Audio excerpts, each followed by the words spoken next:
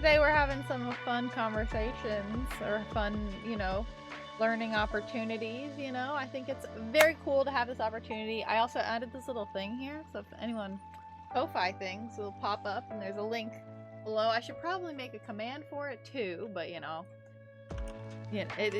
happens, Also, I'm sorry that the music stopped a little bit during the waiting period.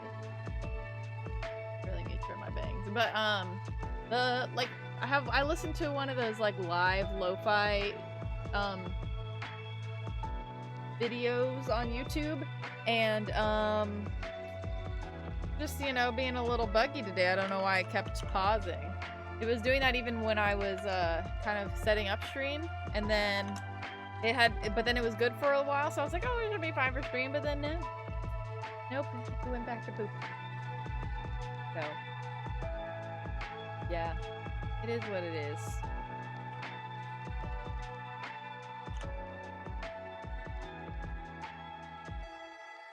Yeah, I hope everyone's doing good. I'm excited to learn today. Hopefully, I would assume that I will even get stuff out of it. The website did say that it is for all levels of learning, so yeah. And this is also my first time streaming in the science and technology area of Twitch, so that's kind of fun. I was debating going to just chatting for a little bit and then switch to the science and technology later, which maybe I'll do. I don't know. I feel like just chatting sometimes brings people in. Well, we'll swap to just chatting. I just need to remember to swap back.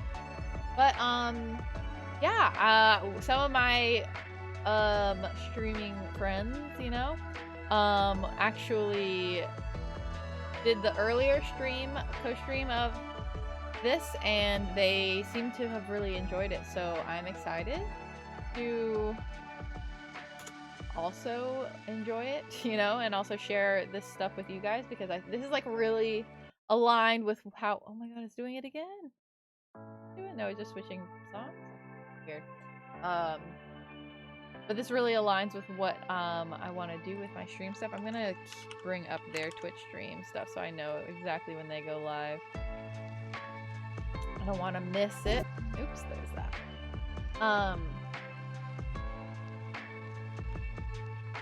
Yeah.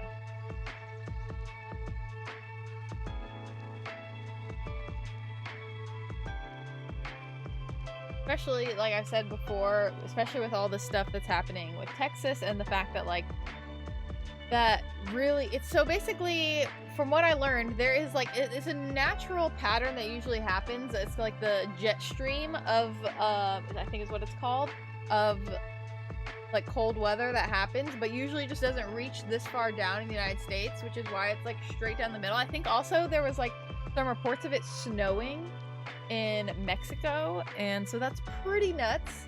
And yeah, and anytime I'm also reminded of just the amount of once in a generation things that have happened in just the last year or two. This time last year, January last year, California was on fire, Australia was on fire, everyone was on fucking fire. It was really bad. Well, actually Australia was on fire, then California got on fire in the summertime. Either way, shit was on fire, lots of crazy shit, okay? That's wow, it's never been like this before. And our governments, well, at least the United States government, does not seem very well prepared for this kind of thing.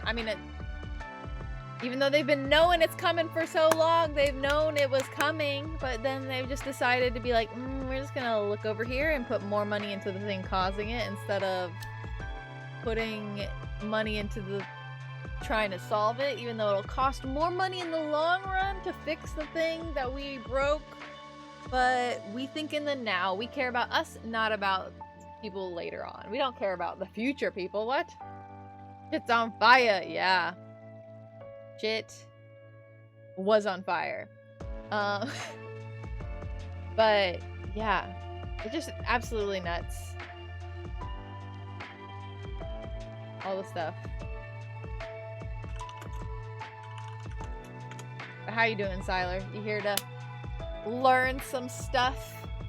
I'm excited. I'm excited to do the climate course. Trying to get as many people to come in and watch as possible, you know. Trying to get all my friends to come in, at least bring in the views, you know. I'm gonna be like, I'm gonna do a quick little thing here. There's that. Come watch my climate crisis stream, please. Boopity boop boop boop boop boop boop. There we go. I like to think I'm pretty educated. So, I mean, me too, but that's why I'm kind of curious and interested in this like climate course, because on the website it did say it is for like a lot of different levels. And I would assume, I don't know if this first one is gonna just go over like very basic stuff or what. But you know, I am always able to just, you know, kind of turn down the volume on the stream a little, their stream a little bit, and then like talk a little bit with you guys about stuff.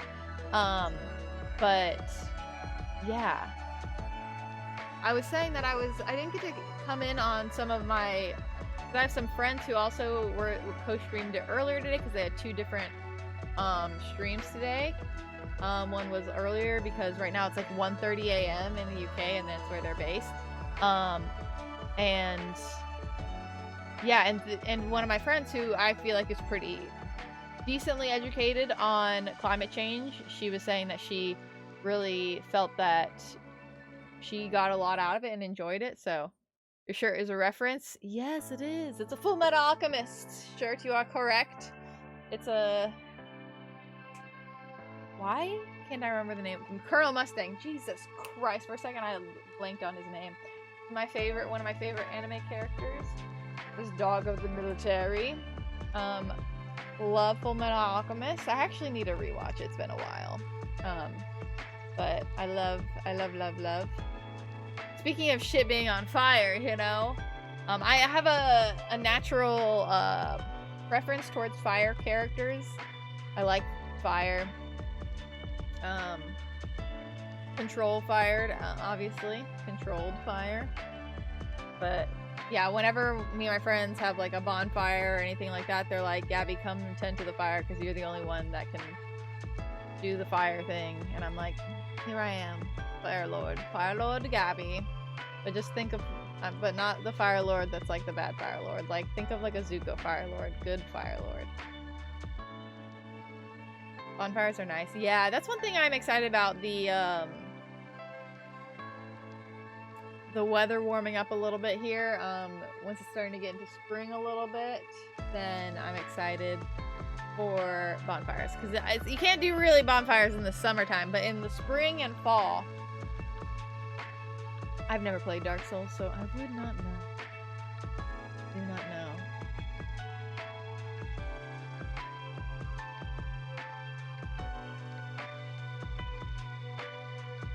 You like charge up or something at in Dark Souls at bonfires? Is that how it works usually?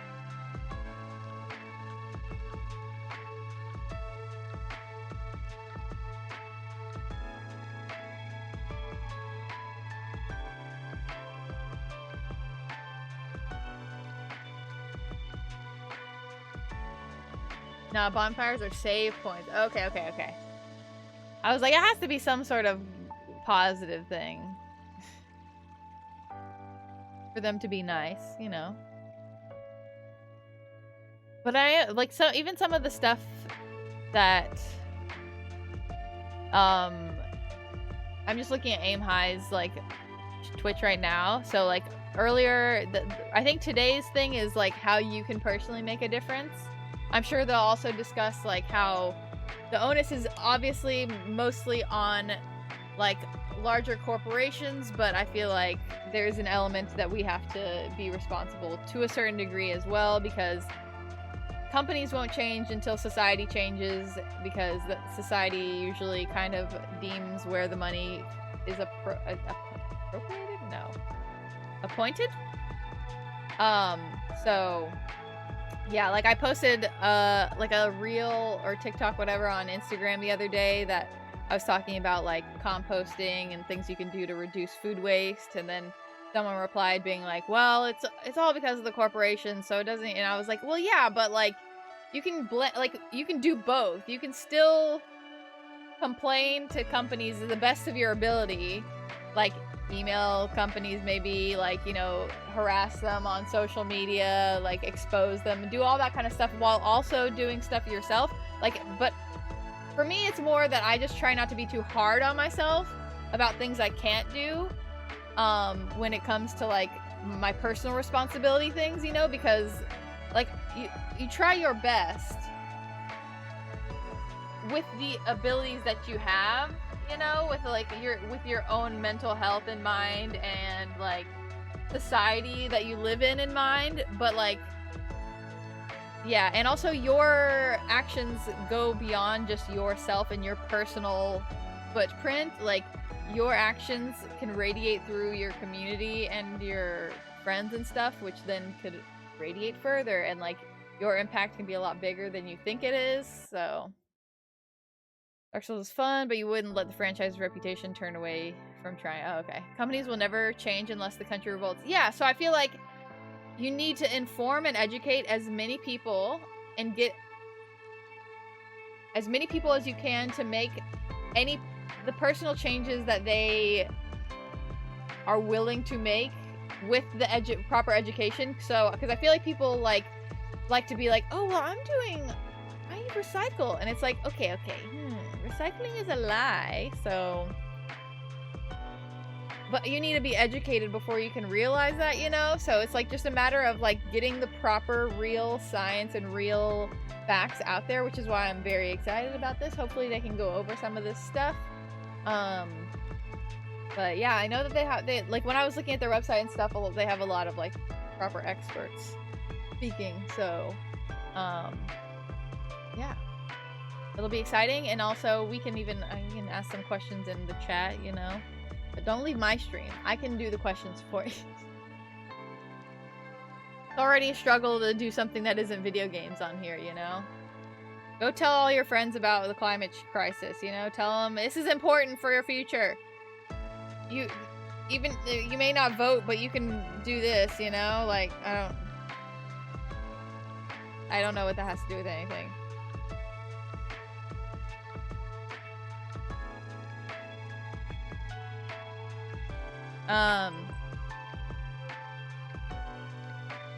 But yeah, I'm very excited.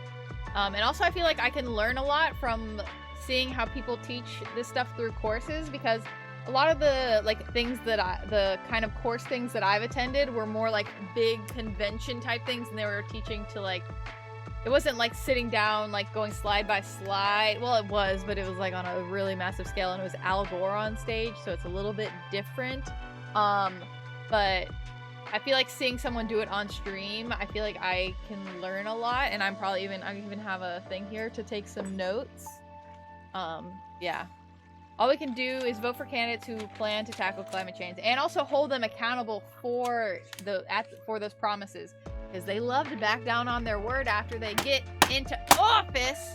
You gotta hound those motherfuckers with emails and calls, even though I have a lot of anxiety around calling people, but I will email. I'll email. To hold them accountable to their word.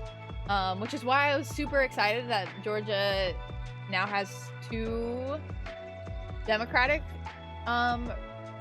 representatives, because in Congress, because before it felt like speaking into a void, like that you're like that is, no one's gonna listen to you. You're like talking to a brick wall, because it was Republicans in charge, so they're gonna be like, yeah, all right, shut the fuck up, bitch. You know, not actually, but you know, probably actually. So having people who actually believe in climate change, what a thought, is nice. But yeah. One thing that's unfortunate about the pandemic is that I really want to, I've like joined the Sunrise Movement, the local chapter, but like they do a lot of like active stuff where they go and Jeff, 8 months. Oh my gosh, thank appreciate you for the Prime subscription. Thank you, thank you. But yeah, they've gone and done like physical protesting, and they're always very safe about it. But like the fact that my dad is above the danger age range and has diabetes, all kinds of stuff, like I am like, I do not want to, even if it's like safely distanced, masked protest, but it's still, I'm congregating to a certain degree with a bunch of people I don't really know very well. So, because I don't even trust congregating with a lot of the people that I know, so. Martinez, hello! I'm gonna go ahead and actually swap to the AimHi thing because they are like, and they're like, we're about to start stream, so we're gonna pop over here. Hopefully it works. Oh. This is the first time I've done the browser thing. I may just end up doing the screen share thing because I thought it was different, but oh, refresh. Yeah, like I don't know how to control this because when it's like in the browser, we're just gonna do screen share. Goodbye. So I can look at this stuff myself, and you guys can see it too. I'm gonna go ahead and turn this up. Yeah, like it's not even, was it the protest that I was wanting to go to wasn't even like a big crowd, but it's like at least like 10 people, and I was like, oh, hello, okay, hold on. I'm Matthew Shrimman, It's starting. from Get your lockdown, notes. Portugal. I am an environmentalist and science communicator and the head at AimHi, the Nature First, curiosity-powered, live and interactive online school, where our mission is to make world-class live learning accessible for everyone. This series is called Understand the Climate Crisis and How to Make a Difference, and it is for everyone.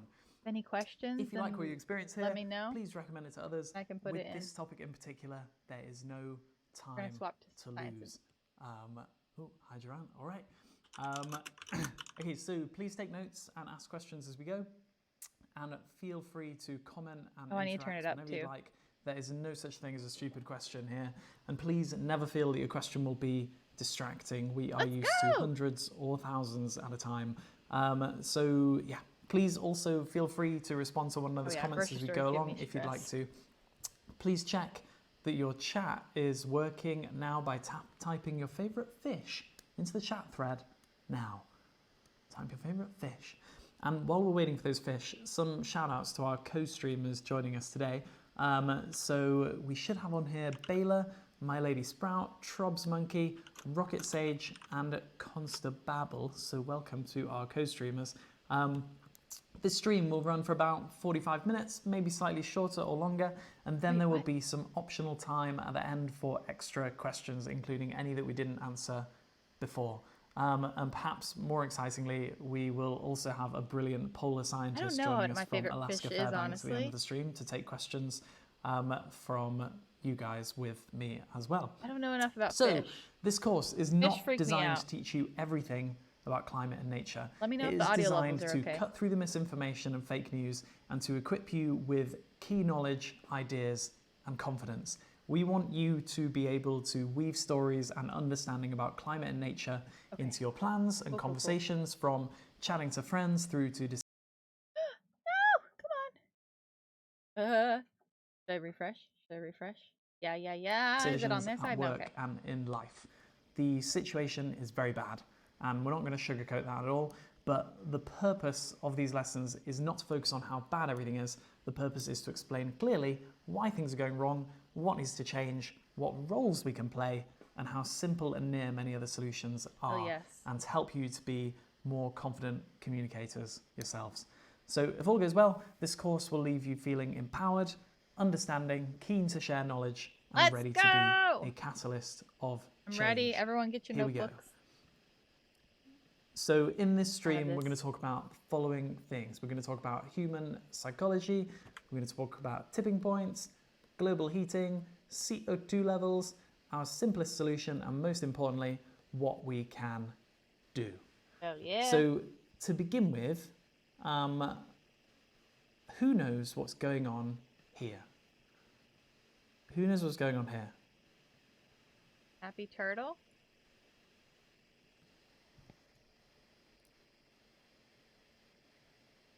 Ooh, hey, Constable. That must be Lee. Yeah, who knows what's going on here with this turtle?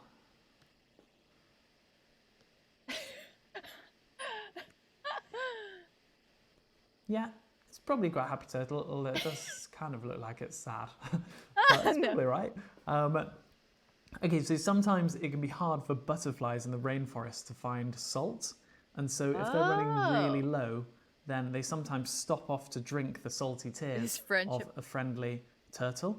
Now, this isn't where the lesson actually begins, but it is kind of beautiful, isn't it? Anyway, this is where it really starts. So thank you for coming. Here is a piece of paper. Now, how many times do you think you can fold a piece of paper in half before it's impossible to keep going? 5? What do you think? That was 7. 13? Okay, Ms. Thing's 7. I thought it was 7. I still haven't done it in a long straight time. In there with 14. Actually, no, 14 is a bit too high. My lady's proud. Good guess for 7. So the world record is 12. With a really big piece of very thin paper. Yeah. Anyway, with okay, normal A4 paper, I was confident there's that Jeff a limit knew that because fact. every time you fold it, the thickness doubles, right? And eventually it becomes too thick to bend. Now, I know that we can't keep folding this piece of paper in half, but if we could keep doing that and doubling its thickness, how many folds would it take until it was as thick as the entire Earth? How many folds would it take before it was as thick as the entire Earth? I feel like it's pretty low. Anymore.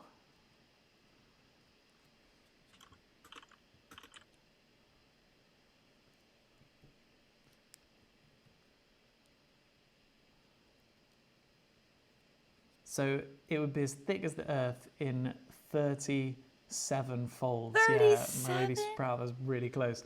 Okay, so sorry, this is crazy. Let's go here. 37 folds of a paper and it'd be as the width of the is so Earth? big that it would take over 100,000 years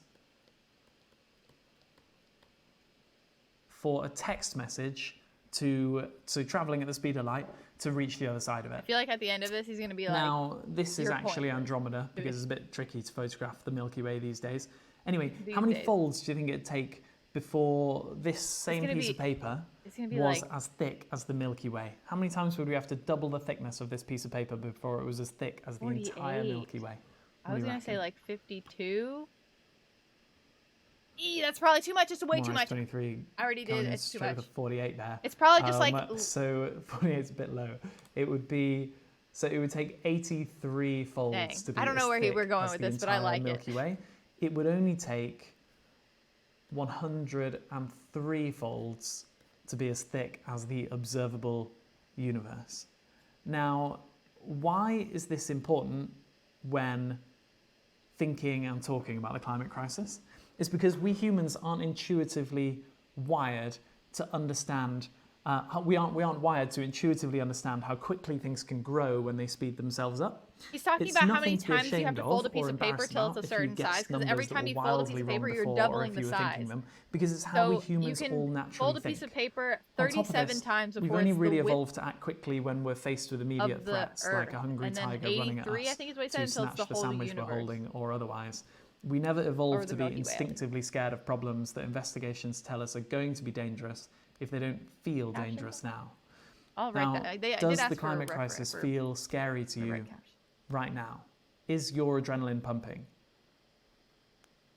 What do you think?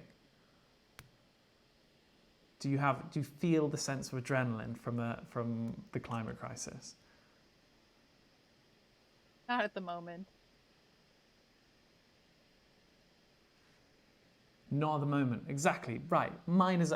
My adrenaline is not up as well. Now, understanding this is really important if we're to overcome some of the biggest challenges we face and help to communicate and act in ways that inspire and bring people along with us rather than alienating. For example, one of the most positive things that any of us can do is to remind and empower people and organizations who could take positive actions but are delaying doing so, that there really is no time to lose, to patiently and kindly paint a picture of urgency. we will talk more about that as these sessions go on, so next week. But say it up front and clearly, we all have a crucial role to play, no matter how smart we might sometimes feel our contribution. No matter how small we might sometimes feel our contribution seem. For sure. We all have much more power to change the world through seemingly small acts than we intuitively think we do. And at the end of this stream, I'm going to show you why. Anyway, unfortunately for all of us, just like the folding piece of paper, it's true that elements of the climate crisis are speeding it all up as it develops. So let's talk about feedback loops. Now, a feedback loop is a situation where something happening affects the chances of it continuing to happen. So a good way to explain this to people is to think about eating. So let's give Mr. Creosote a baguette. Now, when we eat, it makes us want to eat less, right? So that's called a negative feedback loop. Negative because when we eat, it makes us want to eat less. So acting on being hungry makes us less hungry. Now, imagine if eating made us want to eat more, though. That would be a positive feedback loop, and that would end badly. We would explode, just like Mr. Creosote. Positive might sound good, but it's actually bad. Negative feedback loops are all across nature. You get too hot and your body tries to cool you down, right? Now, as the world gets hotter due to human activity, the oceans absorb 90% of the extra heat, and other mechanisms work to try to cool the world back down too. But what if the world getting hotter actually started to make the world get even hotter? So this is exactly what is starting to happen, and it's happening right now. So who knows why burning forests across Australia, the USA, Brazil, Russia, and so on are such a problem? Why is it such a problem that these forests are burning around the world?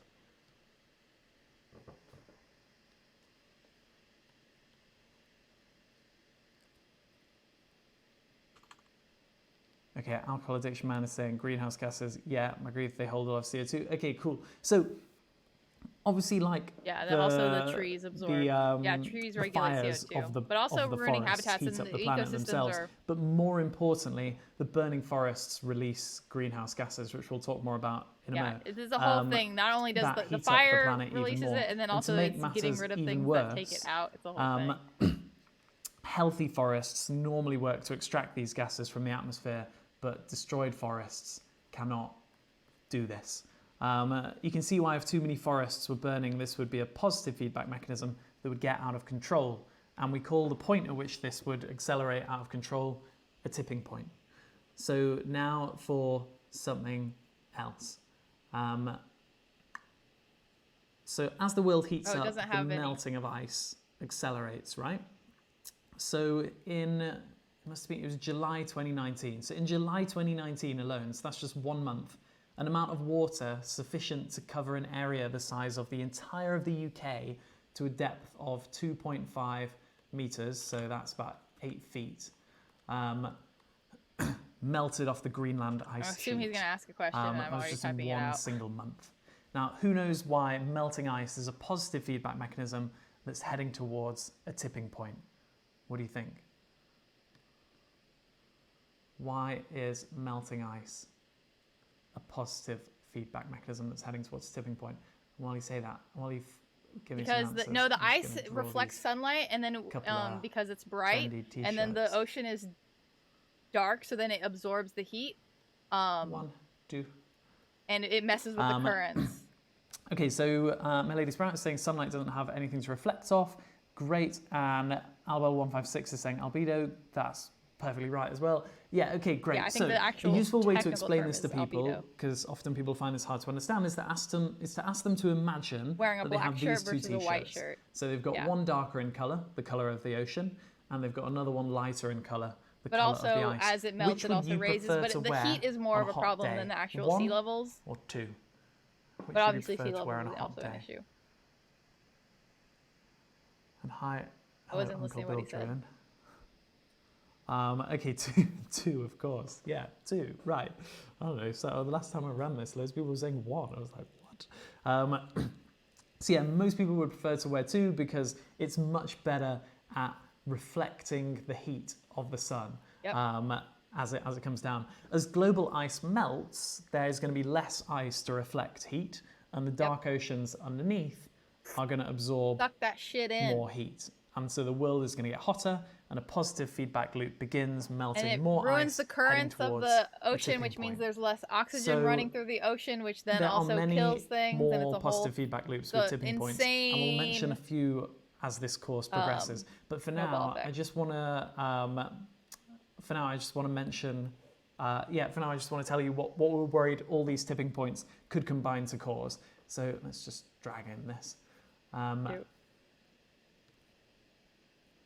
Also, if you guys have any questions, feel free to type it.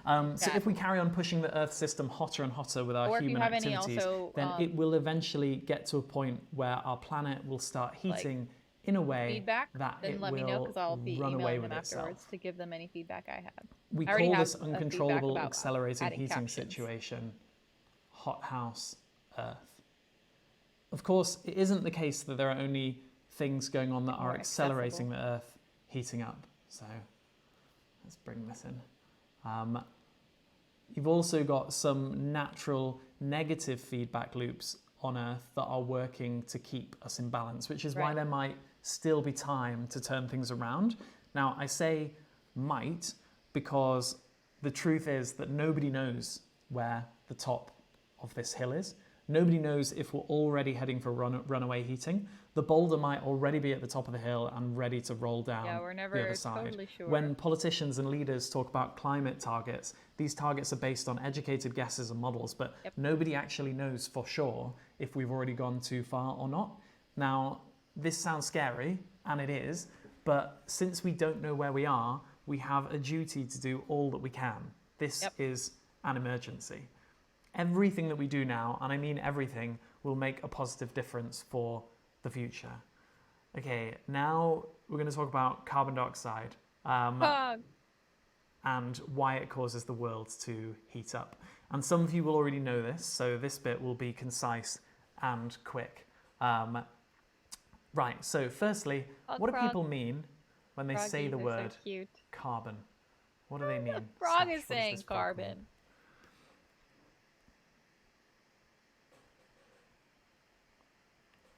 What do people mean when they say the word carbon? Now, pure carbon is a solid that's normally called graphite.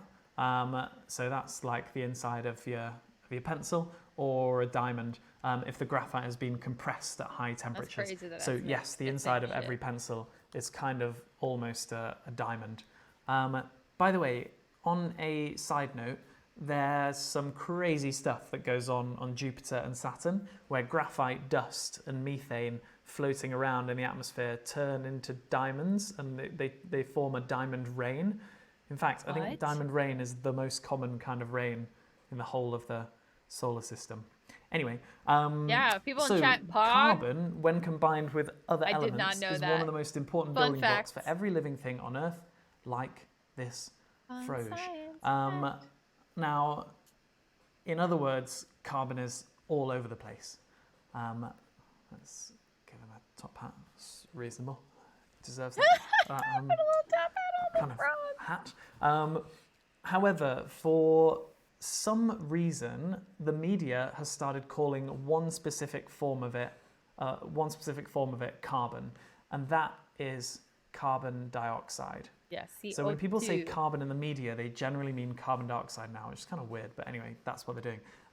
Carbon dioxide is formed when things made of carbon burn, this isn't scientifically or rot, accurate, or get eaten, like this frog. CO2. And it's where was I? Oh yeah, and it's carbon dioxide that we're worried about. Why? Because it does something strange when it's in the atmosphere. Now, again, bear with me if you already know this bit. We'll be cracking on soon. I feel like no matter how many times I hear people explain fails a lot of people. Climate change, I still love it every time. So think of it as especially when there's a frog involved. If you already just know all of this. And some fun science facts about diamond rain. Right. The light shining on the Earth from the sun heats us up. Heat coming in. And we can feel it with our skin on a warm day, right? You can feel it on your hand. Now, as the Earth gets hotter, heat shines off the Earth. And again, you can feel that with your skin. If we hold our hand above a hot piece of concrete, we can feel the heat radiating off it back into space. Now, the carbon dioxide that has collected in the atmosphere absorbs the heat that's trying to leave. And when it releases it, it does so in a random direction. And this means that some of it goes off into space, but a lot of it actually shines back down to Earth, making it even hotter. Hot boxing. It's kind of like a one-way mirror where heat can get in, but He's not got so out, many of these things off to the side. That's not exactly the right way to think about it, but it might help as a starting point if it seems unclear. Anyway, I've shown you this picture of a baby as if it's a one-way mirror the baby can't see through, but actually this is just what babies do, isn't it? Anyway, so we call this heat trapping effect the greenhouse effect, and we call carbon dioxide a greenhouse gas. Yeah, now this is actually weird as well because greenhouses work a bit differently. Anyway, Science you might be wondering why this slogans. effect only happens when the heat tries to leave and not when it enters in the first place. And it's because the heat leaving is slightly different to the heat arriving. We can talk about that more in the Q&A at the end if you're interested to know more. In fact, let's write that down to remember. Anyway, the greenhouse effect results in global warming, although that's now increasingly being called global heating because that is a much better name for it. It's much more sensible. Anyway, so there are many more greenhouse gases than just carbon dioxide that we've written here. Which one do you think is the strongest? Which is the strongest greenhouse gas? What do you reckon? According to this, I'm just reading chat. Some people in chat are being a little... Yeah, methane. Methane! Pretty sure methane. Ooh, do you think nitrogen? We don't get heat from the sun. Heat requires a medium to transfer. Oh, right. No, we do. The heat comes via light. Have you ever been in front of like a light that is like, that's definitely firing a thing. heat off it? Okay, McGreeth is saying methane. I think it's a methane or methane. It's saying water vapor. Okay, cool. So Japan. Oh, hey, Japan Maple. Japan, welcome back. Japan Maple is saying NOx. Okay, so there are a lot of them. But you might be right with nitrogen. One of them is called carbon tetrafluoride. And you don't need to remember that long name. But that one's especially bad. But thankfully, there's not too much of I was like, that one I don't think is as around. common if I haven't heard of it. Now, methane is a good example. So, wait, I'm just going to get rid of this. Maybe so I've got more space. So, yeah, methane is about 90 times stronger than CO2 over 20 years. But it's only about 30 times stronger over 100 years. Oh, okay. Now, this is because it gets naturally removed from the atmosphere faster. Different businesses, organizations, and countries will often use this difference to try to shift the blame onto one another. Anyway, methane is one of the biggest culprits of global heating, but there's still a lot more carbon dioxide around than methane, and CO2 lasts a whole lot longer in the atmosphere, so it's generally carbon that we worry about most. So here are some mammatus clouds, which are really rare ones that look like kind of giant grapes in the sky. They only really occur around thunderstorms. Anyway, the truth is that up to 70% of the greenhouse effect, so most of it, is caused by water vapor.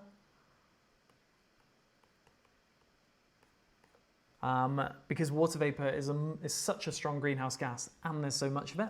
Now, water vapor is another potential tipping point because more heat means more evaporation of the oceans, which means more water vapor, which means more heating, and so on and so on. The reason the global conversation isn't about water vapor, though, is because this it's isn't not the really exact wording of the It just science reacts to the rest and it's of like, the, this the is whole literally system.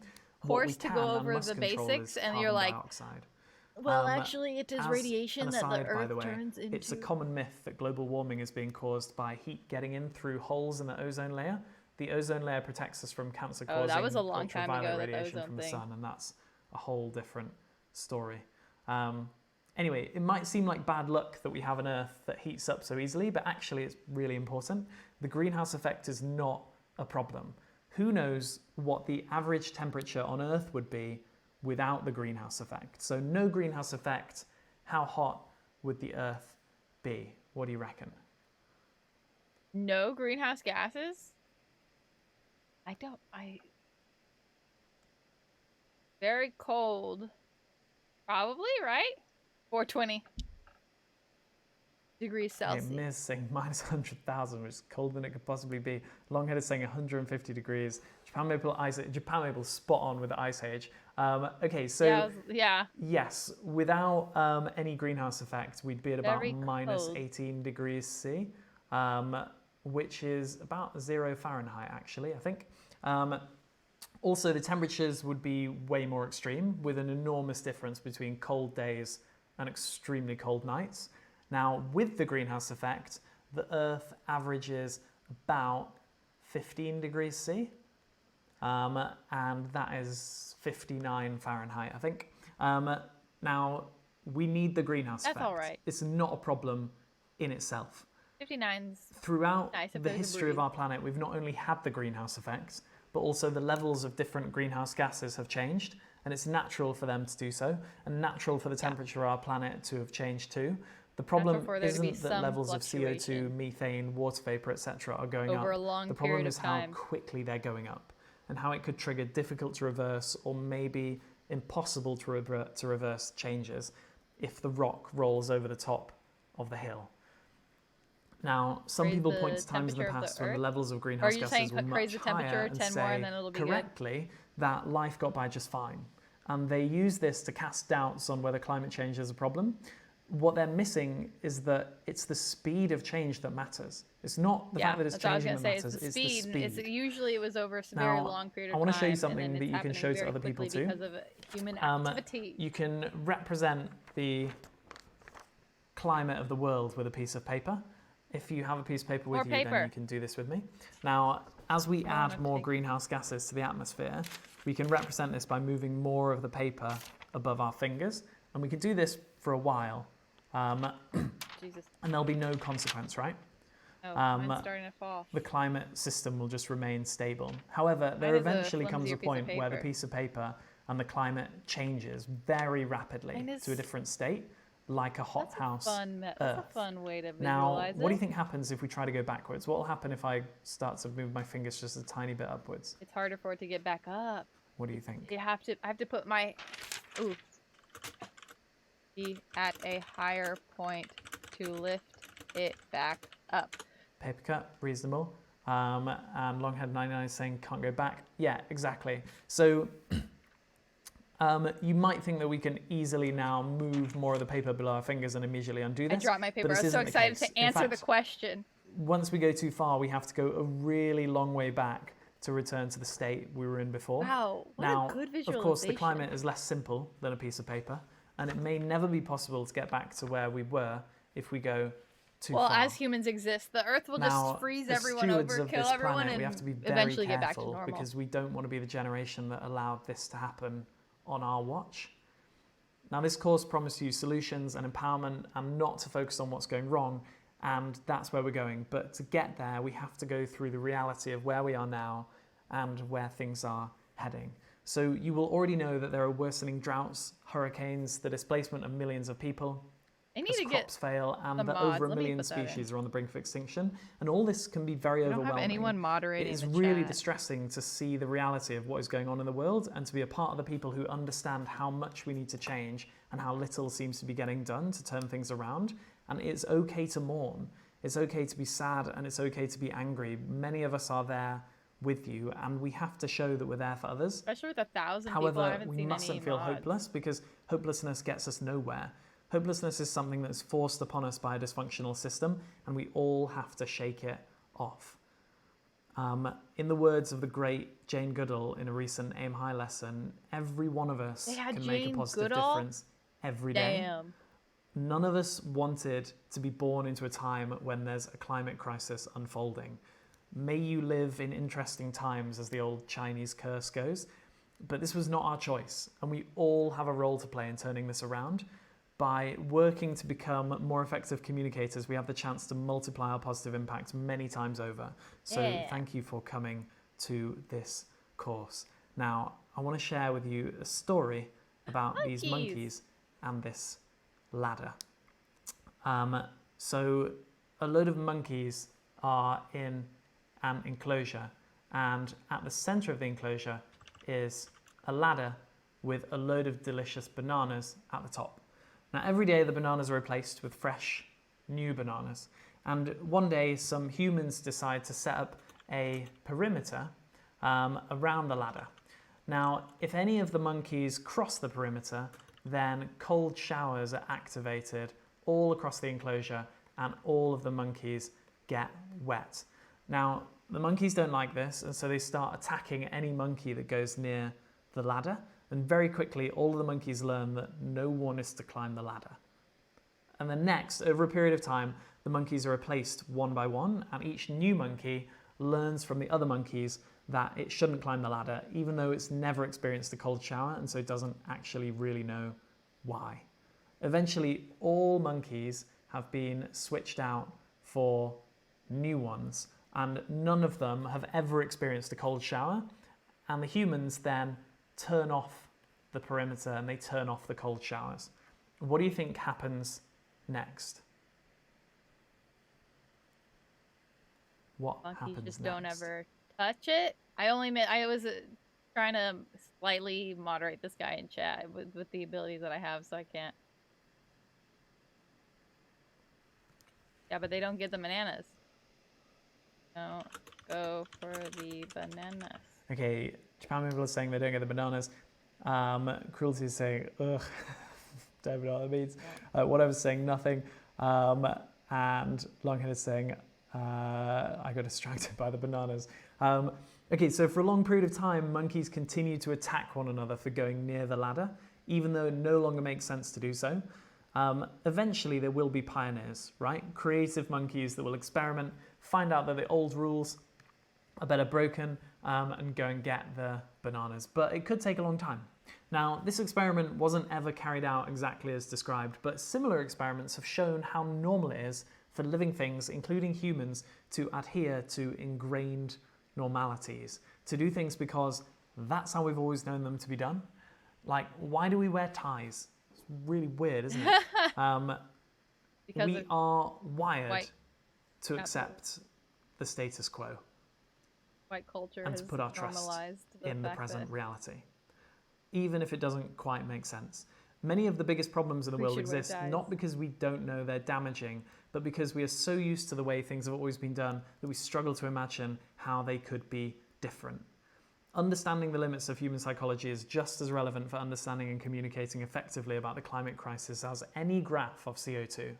Why? Because the climate crisis is not just a science problem, it's a perception problem too.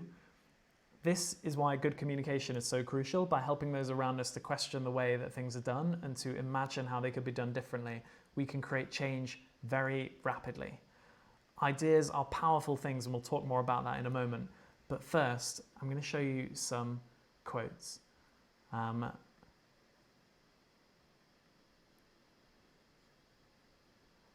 can see that, who is it? MC Polar's going on and on about something, but I haven't been able to keep up with it. MC Polar, if you want to ask questions, we'll do them in like 15 minutes in the Q&A, and then you can ask whatever you want.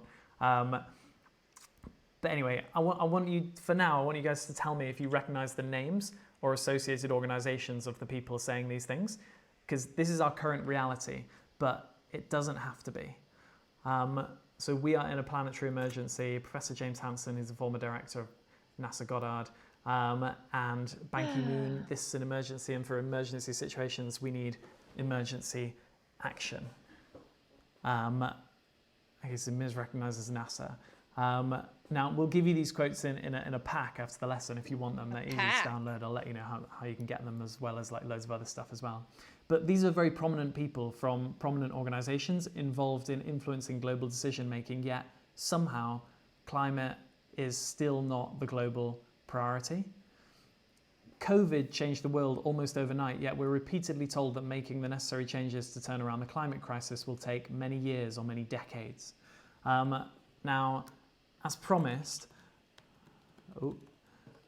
the lessons in this course will cover many of the solutions to the climate crisis. But for now, though, we're going to start with just one. They're on the front page of Twitch right now. They're literally like #1 spot front page. They have 1,500 people in here, and they don't have a moderator in chat. What percentage of human-produced greenhouse gases do you think come from energy production? So, energy production, what percentage of human-produced greenhouse gases come from energy production? What do you reckon? Energy production. I would 75, 64. Yeah, I would think it's more. I think it's under 50. 50%. I think it's like 64. Cruelty is thinking 20. I'm thinking like 40. 30. Hansel 25. McGrief about 30. Or maybe okay, like low so 40s. The answer is. Well, I thought it was over less than 70%. that. Because I was thinking trying so like other bad comes from energy too. Production. But I guess if you want to know I guess what the these things that are are bad about those industries is that they are high energy consumers a lot of the time. So it all goes back to energy anyways. This is industry. No, this isn't art loads cow farts. The cow farts is like and a sliver of it. Is waste.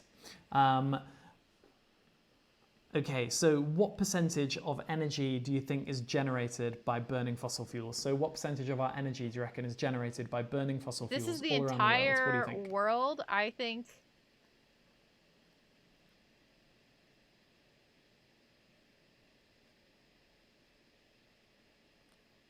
I don't know if 85 is hopeful.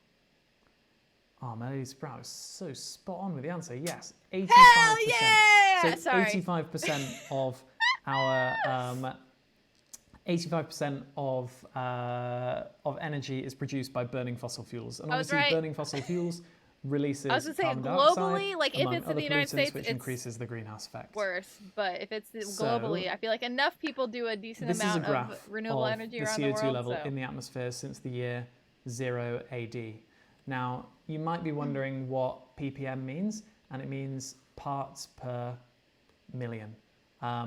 So 400 ppm means there are 400 particles of CO2 in the air for every million particles of air. Now, that might sound small, but only a small amount of CO2 has a really big effect. I don't have the thing up. Oh, I'm sorry, this is covering the thing. This is what's happened since the Thank you so much, Virtual Anthro, for the follow. I appreciate you so much. When we started burning fossil fuels on a huge scale. In the words of NASA's Dr. Michael Funson, the world is quickening the rate of accumulation of CO2 and has shown no signs of slowing this down. Now, I want to show you another Thank you so much for following. You are now one of the buds. Welcome to the garden. I hope you can grow big, beautiful, and strong here. This is what the CO2 level has been like for the past 800,000 Look at that little, you guys can't, I don't know if you can see it very well, but this little the spike way we found right this here, out is actually really cool. Right so here. Every winter, air gets trapped in the Antarctic ice, and it's true that some of this ice melts the following summer, but some always remains and gets buried under more new ice the following year. And the deeper we dig into the Antarctic, the older the air that's trapped inside the ice gets. So the deepest, oldest air still in there is about 800,000 years old, so back here. So who here would be up for breathing in some 800,000-year-old air if you were offered? Who here would be up for that?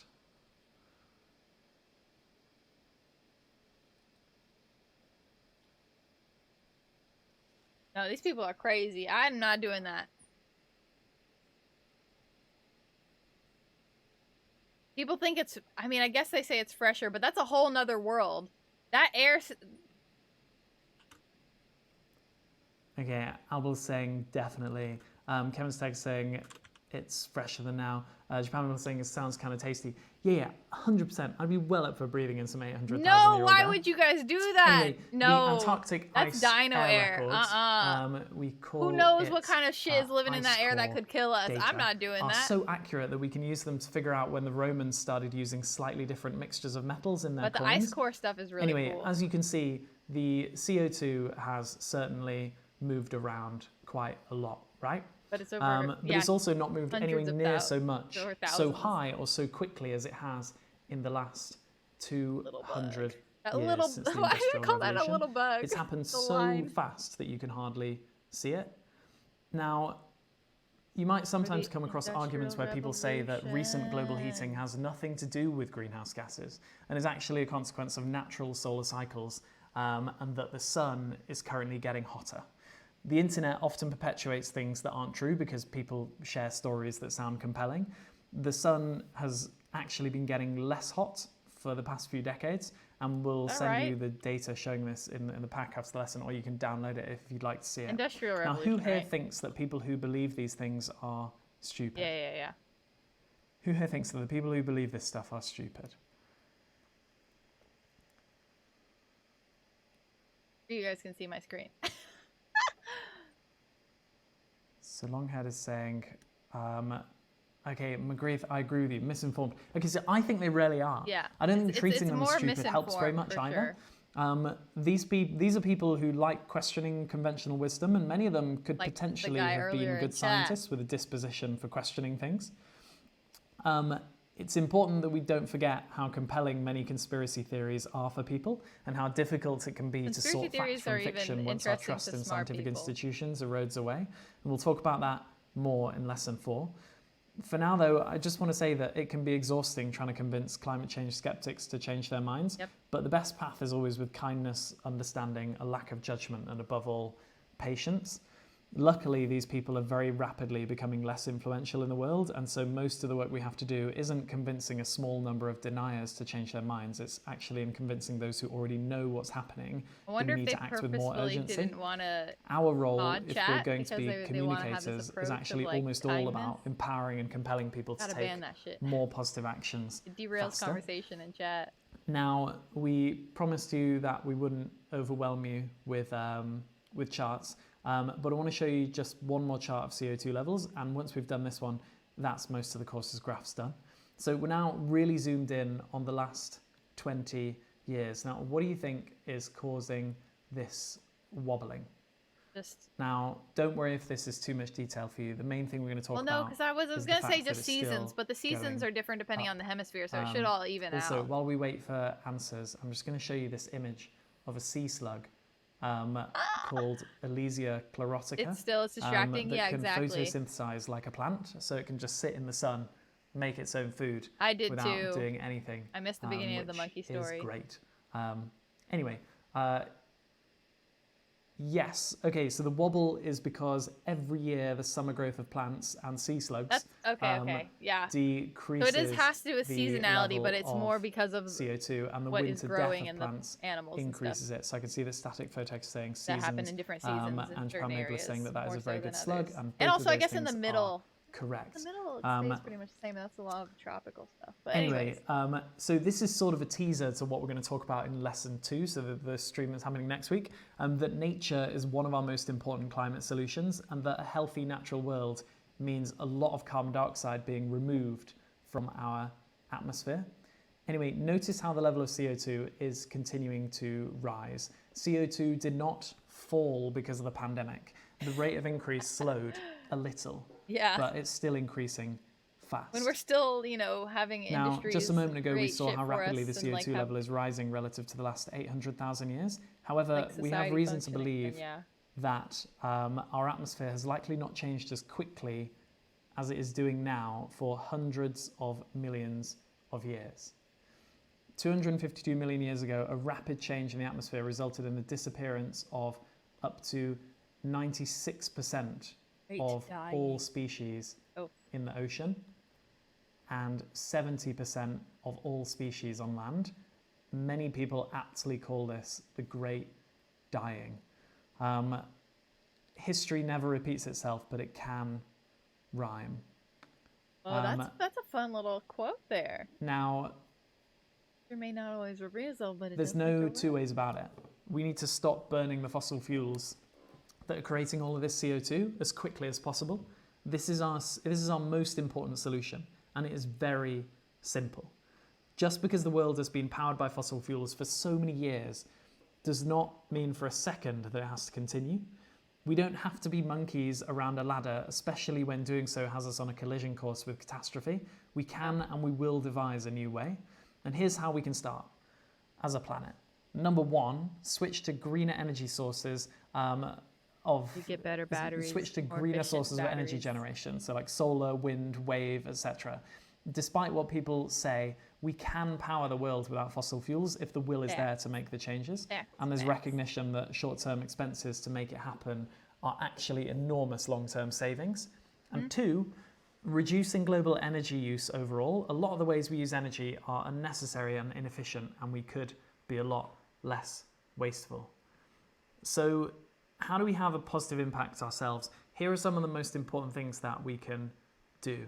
So first of all, move any money that you have away from banks. There are like green that banks. Invest in fossil fuels. I want to look into it a little bit banks more actually. Invest in fossil fuels, so do your research. I bank with Triodos, but I don't know if they have that over in the US. But anyway, in democratic countries, we can all vote for political parties that prioritize the climate if we're old enough to do so. And we can also vote with our wallets and find a way to pay the little bit extra for energy generated from renewable sources. More difficult and here if in the we United ever States, fly, we can in fly less or not at all until electric planes arrive. Please also share any other good ideas in the chat with others. Anyway, the danger with this kind of list is that it might sound as though I'm saying that we all must take it upon ourselves to combat the use of fossil fuels individually. As vital as individual change is in creating positive, often huge unseen ripple effects, our overall system won't transform fast enough if we all only make changes driven by varying levels of understanding and guilt. And it doesn't feel very good either. Now, if you think about it, it's actually quite absurd for a government to do little itself let your bank know why you're leaving. The climate crisis and to act as though the solution is to get people to make their own decisions and hope for the best.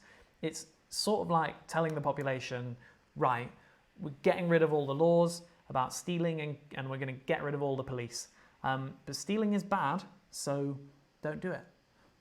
Now, people love we to know just, like, this doesn't work. We need governments to make laws that make it impossible for the climate crisis to continue. Electric planes are here. They're just smaller at the moment. It's like, yeah, but how do we achieve this if we don't run that they don't exist, governments? That they're not widely available. Some governments are starting to slowly move in the right direction. So, for example, China announced that they would emit net zero carbon from 2060. Net zero means that they still plan to emit greenhouse gases, but that they plan to find ways to absorb them also, which is pretty questionable. But anyway, an increasing number of countries have a net zero target by 2050, including the UK and New Zealand. However, the best evidence suggests that a 2050 target could be too slow and could put us at significant and unnecessary risk of already being too far over the hill. There are a few countries on target for a reasonably low level of emissions. I wonder if anyone knows any of them. They are Bhutan, the Gambia, Costa Rica, and Finland. But most countries are miles behind, and we'll talk more about that in lesson 4. Anyway, meanwhile, the CO2 levels that we've been thinking might result in only 2 degrees C, so about 3.5 degrees Fahrenheit of warming, are starting to look like they could cause up to 4 degrees C of warming, so that's about 7 Fahrenheit of warming. Might not sound like a lot, but nature says otherwise. Increases in CO2 so far mean that 50% of the Great Barrier Reef has bleached, and that is on the verge of dying potentially, and that's since 1995, so that's hardly any time. People sometimes say that climate scientists are alarmist, but it's the exact opposite. Their estimates and models are almost always very conservative. So how do we catalyze even faster action? Well, we teach one another. We spread the knowledge. We use what we know to empower everyone around us. We are living through a crisis of imagination. There is so much potential for things to change. We have focused on just one key solution today, and the next lessons, the next streams over the coming weeks will show you many more, many with very easy steps that we can all take to help them to be realized. We are living through a really scary time, but also a very exciting time. Things are moving, and we need to be a part of that change. Even Sir David Attenborough, at the age of 94, joined Instagram in the autumn or the fall, whatever you call it, to do his bit. I have things to say about People David Attenborough. Are changing their perceptions, and it's up to all of us to accelerate this rising tide together. Now, it's easy to think that we can't make a difference as individuals, But Yep, our that's what I was seemingly talking small about beforehand. actions and communication of knowledge and ideas can be very powerful. Now, if one person thinks of an idea and shares it with just 3 people and then stops sharing it, wow. and then the next day those 3 people share the same idea to another 3 people each, bring people to the stream and then they stop sharing it, and then the next day these 9 share it to 3 more people each, and then they stop sharing it. How long would it take for the whole world to know the idea, assuming that no one ever tells anyone the same idea twice? But you're like only a few degrees away from almost every person on Earth, right? How many degrees? How long Armillus pyramid scheme until the entire world knows the idea?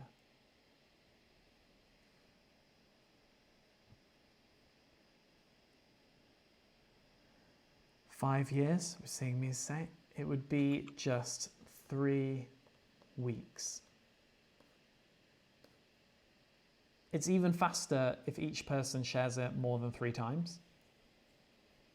We have agency over our own future, and collectively we are stronger than any seemingly unchangeable inertia, especially if civilization depends on it. So please go forth and spread this knowledge. Now, I want to finish with this quote from Muhammad Ali as a teaser for lesson 2. Looking at life from a different perspective makes you realize that it's not the deer that is crossing the road, rather it's the road that is crossing the forest. And yes, Nez, you were close. So thank you all for coming.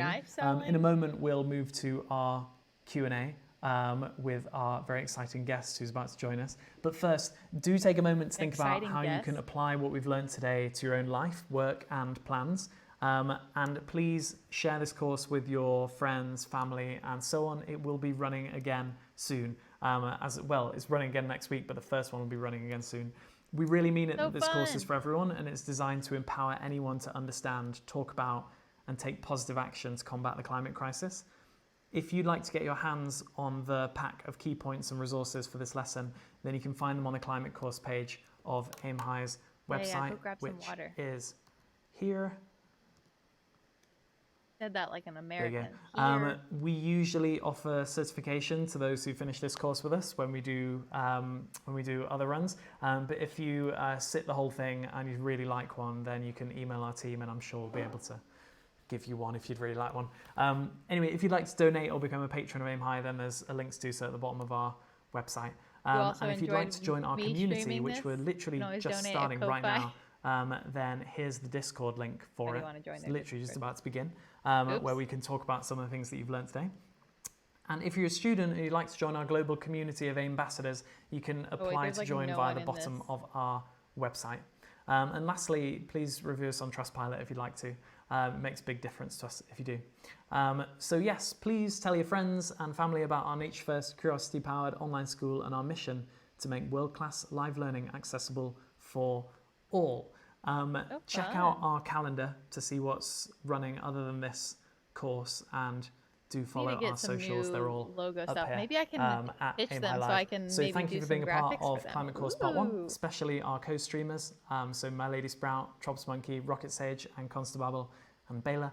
And for those who don't want to take part in the optional Q&A, see you next time. So thanks all for coming.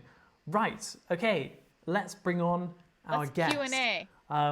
Is it an so animal? Firstly, thanks to our friends at Exploring by the Seat of Your Pants, who you should know if you don't already. Exploring They're by great. The seat of our pants? I don't know what that is. We have an amazing special guest joining us for the Q&A.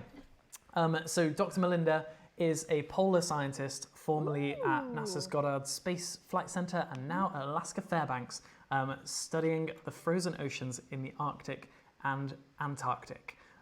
She's been involved in many polar expeditions, traveling by aircraft, ship and snowmobile to collect measurements of sea ice to help us to understand its role in the overall Earth system. She grew up in a small town in Oklahoma and now spends a lot of time being frozen in the middle of the Arctic Ocean. Melinda, welcome. We're really excited to have you on. Thank you so much for coming. Oh, thank you for having me. This is really exciting for me. I have a question. Just I want to jump straight in with. Well, I know there are a lot of questions coming in, but my first question to you is: have you ever breathed in 800,000-year-old air? Oh no. And if so, what's it like? You know, I haven't. So the ice I'm working with is a lot younger compared to that on ice sheets in Antarctica and ice in Greenland. So the stuff I'm studying is less than 10 years old at the most. He's a little quieter than him. Okay, that's a shame, but also probably more interesting. Okay, so I'm going to start bringing questions in, but I just wanted to know, and I don't know if this is a question that you take, but it was something that we were talking about before and didn't really go I want to reach out to AimHi and help and work with them more. Are you able, and say if you don't want to explain this, but are you able to explain why the greenhouse effect is kind of like a one-way thing, where it lets heat in but not out? Oh yeah, it's kind of like an umbrella. It's trapping everything in. So the way it works is you have all this energy coming in. You have shortwave radiation, which is stuff with a lot of energy, really short wavelengths, and then you have long wave radiation, really long wavelengths. And what happens is both of these energy sources are coming down to the Earth's surface, and when it gets emitted back, it's a long wavelength, but that long wavelength can't get past all of these greenhouse gases, so it stays trapped in our atmosphere, and it warms our atmosphere and our planet. So it's really this change in the energy from really high energy to these longer, lower energy wavelengths. So it's basically going in differently to the way it's coming out. Right, yeah, definitely. Got it. Okay. Right. So Davidane wants to know: has there been a big change in the ice in the last 10 years? Probably. Oh my gosh, so. There has. So what's really cool is I study a lot in the Arctic, which is a pretty unique place, and it is full of this ice that usually would survive each summer melt season. You guys have any questions, let me know and I can ask, or you can just go and chat yourself, but you know, I want you to stay here with me. But what's happened in the past 10 years and even the past 40 years is there's hardly any of this multi-year ice left. So essentially what's happening is Arctic sea ice is becoming younger and younger. It's becoming seasonal. It melts back each summer now, and then it grows back each winter instead of surviving that summer melt season. So that's a dramatic change that's happened recently. This is one of those things that people always talk about. Like, you always see this as a like purposefully confusing thing on the internet of like, ooh, ice is actually growing, and so that's why. So how? It's in the Antarctic, right, where it seems a bit confusing to people. How would you kind of respond to those like classic confusions that appear online about Antarctic sea ice? Oh man, this is cool. Okay, so Arctic versus Antarctic sea ice. Now, one of the big differences between these two environments is the Arctic is this ocean surrounded by land, and the Antarctic is this landmass surrounded by oceans. So that really changes how the ice behaves on a yearly time scale. So that old ice that I said that used to survive the summer melt season in the Arctic, that's because those land masses around really cool down in winter. So that really helps keep things cold there. But when you have all this ocean around you, it takes a long time for it to cool off. So that ice is a lot thinner. It doesn't grow as thick, it's a lot younger, and it melts back more easily. So it's really these differences in what's surrounding the environment, land versus ocean. Great answer. Okay, we've got, there's so many questions coming away. I saw a good one from Japan Maple. Oh, is the loss of ice putting ice core research in danger? And I can see that others were wondering the same question as well. Oh gosh, well, being inappropriate, that's a I good question. I would say it's raising a lot of questions on how quickly changes are happening and how to understand how those changes have cascading effects on what we call the Earth system. So you think of Earth, it's actually like a really complex clock with all these cogs and wheels and things. We're close to being done, but we're listening to this interview with this ice. But because doctor this who deals with a lot of ice, at such a really rapid rate, we're watching a climate crisis course that's live right now. Helping, it's not like we're losing opportunities to do research. And I can we just have so many things that we're just trying to keep up with and understand in order to understand what's happening. Geopolitical implications of shrinking Arctic. Ooh. Yeah, it's not hurting our research. It's just making it more urgent in a way. That makes a lot of sense. And I am really glad that you're out there doing this. And I know it must be cold, but thank you for braving the cold to do it. Magritte is asking, how do you determine the age of the ice? And how can you understand the change in the atmosphere from it? I know that you're working with very youthful ice. How do you know it's so youthful? Yes, that's a great question. So there are different ways of looking at it. Young ice or young sea ice, it's really salty. So when you think about when the ocean actually freezes, not all of that salt is expelled out or flushed out when ice crystals start forming. Some of that salt gets trapped inside. For some reason, I thought icebergs were more and freshwater. It's actually I kind don't of know why I salty, thought that. salty enough that it wouldn't replenish your thirst if you were to melt it down into a glass and drink it. But if it undergoes a summer melt season, that salt flushes out and it refreezes, and so that ice becomes fresher over time. And if you were to melt that in a glass and drink it, it would hydrate you. So the salt content is one of the key factors that we use to determine the age. Oh, interesting. I did also, not know that. we go out and we deploy these buoys out onto the ice, and they emit little signal by GPS and to satellites, and we can track where the ice is moving and see where it's gone through time. So that's how we also get ice age. Thank you very much, Rocket Sage, for the follow. You are now one of the buds. Welcome to the garden. I hope you can grow big, beautiful, and strong here. Or at the North Pole. There's so many good questions coming in, and thank you for giving amazing answers. Lee Constable just asked, this is forward on from Drop Bear Antics from her stream. What about the geopolitical implications of a shrinking Arctic? I've read some terrifying things about like the British basically the chat, presumably the Americans as well, just planning. And then like sending maybe this guy the like is that something that you'd be happy to talk to us a bit about? So he doesn't have to like sit there and kind of like be I could try.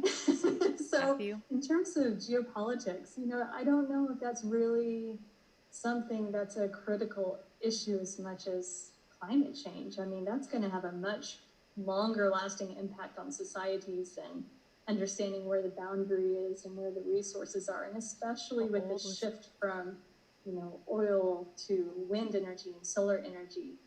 I think people are finding that it's not worth the effort and energy to extract these resources in places like the Arctic because it's really risky and expensive. You still have a lot of ice in the water that can damage infrastructure. So these aspects of geopolitics, I blocked him, so he's not showing up. They're a little fraught. It's not straightforward.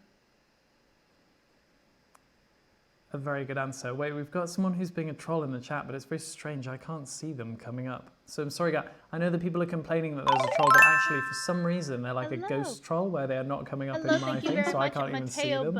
So people are complaining about them, you are now one of the buds. Welcome to the garden. I hope you're big, beautiful, and anyway, strong so whatever 117 is saying. Oh wait, I don't understand that question actually. In fact, okay, I'm gonna go to another question that I wanted to ask. Melinda, this is something I've been wondering a lot about. How is the changing ice affecting weather patterns? And I've been speaking to people about this, and I know that a lot of the research is still like quite nascent, and we're still trying to figure it out. But I'd love to know if you have any ideas and thoughts on it. Yeah, that's an excellent question. So this is an area of ongoing research because it's so people are getting one answer and getting another. It's really an exciting field because it can go both ways. But so I think one of the really nice things for addressing these kind of questions is looking at climate models. And these are really nice because they can reproduce what's happening in the world reasonably well, which is really impressive because the world's complex, right? And so what they're showing is that we're supposed to get more rainfall in the Arctic and less snowfall and warmer temperatures. So Arctic amplification, you've probably heard of that, where the Arctic is warming up faster than anywhere else on the planet. All of these cascading effects is going to change how precipitation happens and when it happens. So that also has cascading effects. Say we have less snow, we will have a darker surface. So this albedo feedback that you've probably talked about, positive albedo feedback versus a negative albedo feedback. If you have less snow, you absorb more sunlight because you're less reflective, and then things melt faster and warm up and so on. So it's all interconnected. In terms of, are we going to have more tornadoes? I don't know. Okay. Wonderful answer. I also managed to block the troll during that as well, which was great, and everyone's rejoicing. Okay, so there's another one from Constable Stream, which is the dangers of ancient organisms being revived or exposed as ice melts. I've heard of that, but I've never thought it was actually recedes. This is overplayed, right? Because or no? What do you think? If they're ancient, then they lived in a whole different kind of environment. I'm the wrong person to ask because I'm not a biologist, but I don't think it's a concern. I think there are bigger concerns on wanting to identify what type of possible life forms exist on other planets. And in fact, they use a lot of the cryospheric research, polar science research on Earth to try to better understand what things might be living elsewhere. I think that's where there might be some uncertainties of what we can identify versus what we might accidentally introduce. I don't think we need to worry too much about viruses and things being released, because what are the chances that it'll be something that's gonna... Anyway, also Margrethe surviving was just mentioning how you can't be buried in Svalbard. Our atmosphere versus the atmosphere that it was originally in, because that's what Margrethe was saying. Anyway, so much, that was quite interesting. But whatever 117 wants to know, how much land is going to be lost underwater due to ice melting in the near future? Oh yeah, for sure. Oh, okay, we can talk. We're going to talk a little bit more, just that's us, me, and chat after they're done, because I don't want to try to prevent talking over them too much. How much do you think sea ice melt contributes to sea level rise? And that is a trick question. But for sea level rise from ice sheets and from glaciers, so sea level's increasing about 3 millimeters per year. So you can do the math and lay some topography around and see how many years that would take to inundate a city like New York City or something like that. But 3 millimeters per year doesn't sound like a lot, but when you consider these tidal cycles, so when you get really strong spring tides paired with a storm, that's when you really see the effects of sea level rise.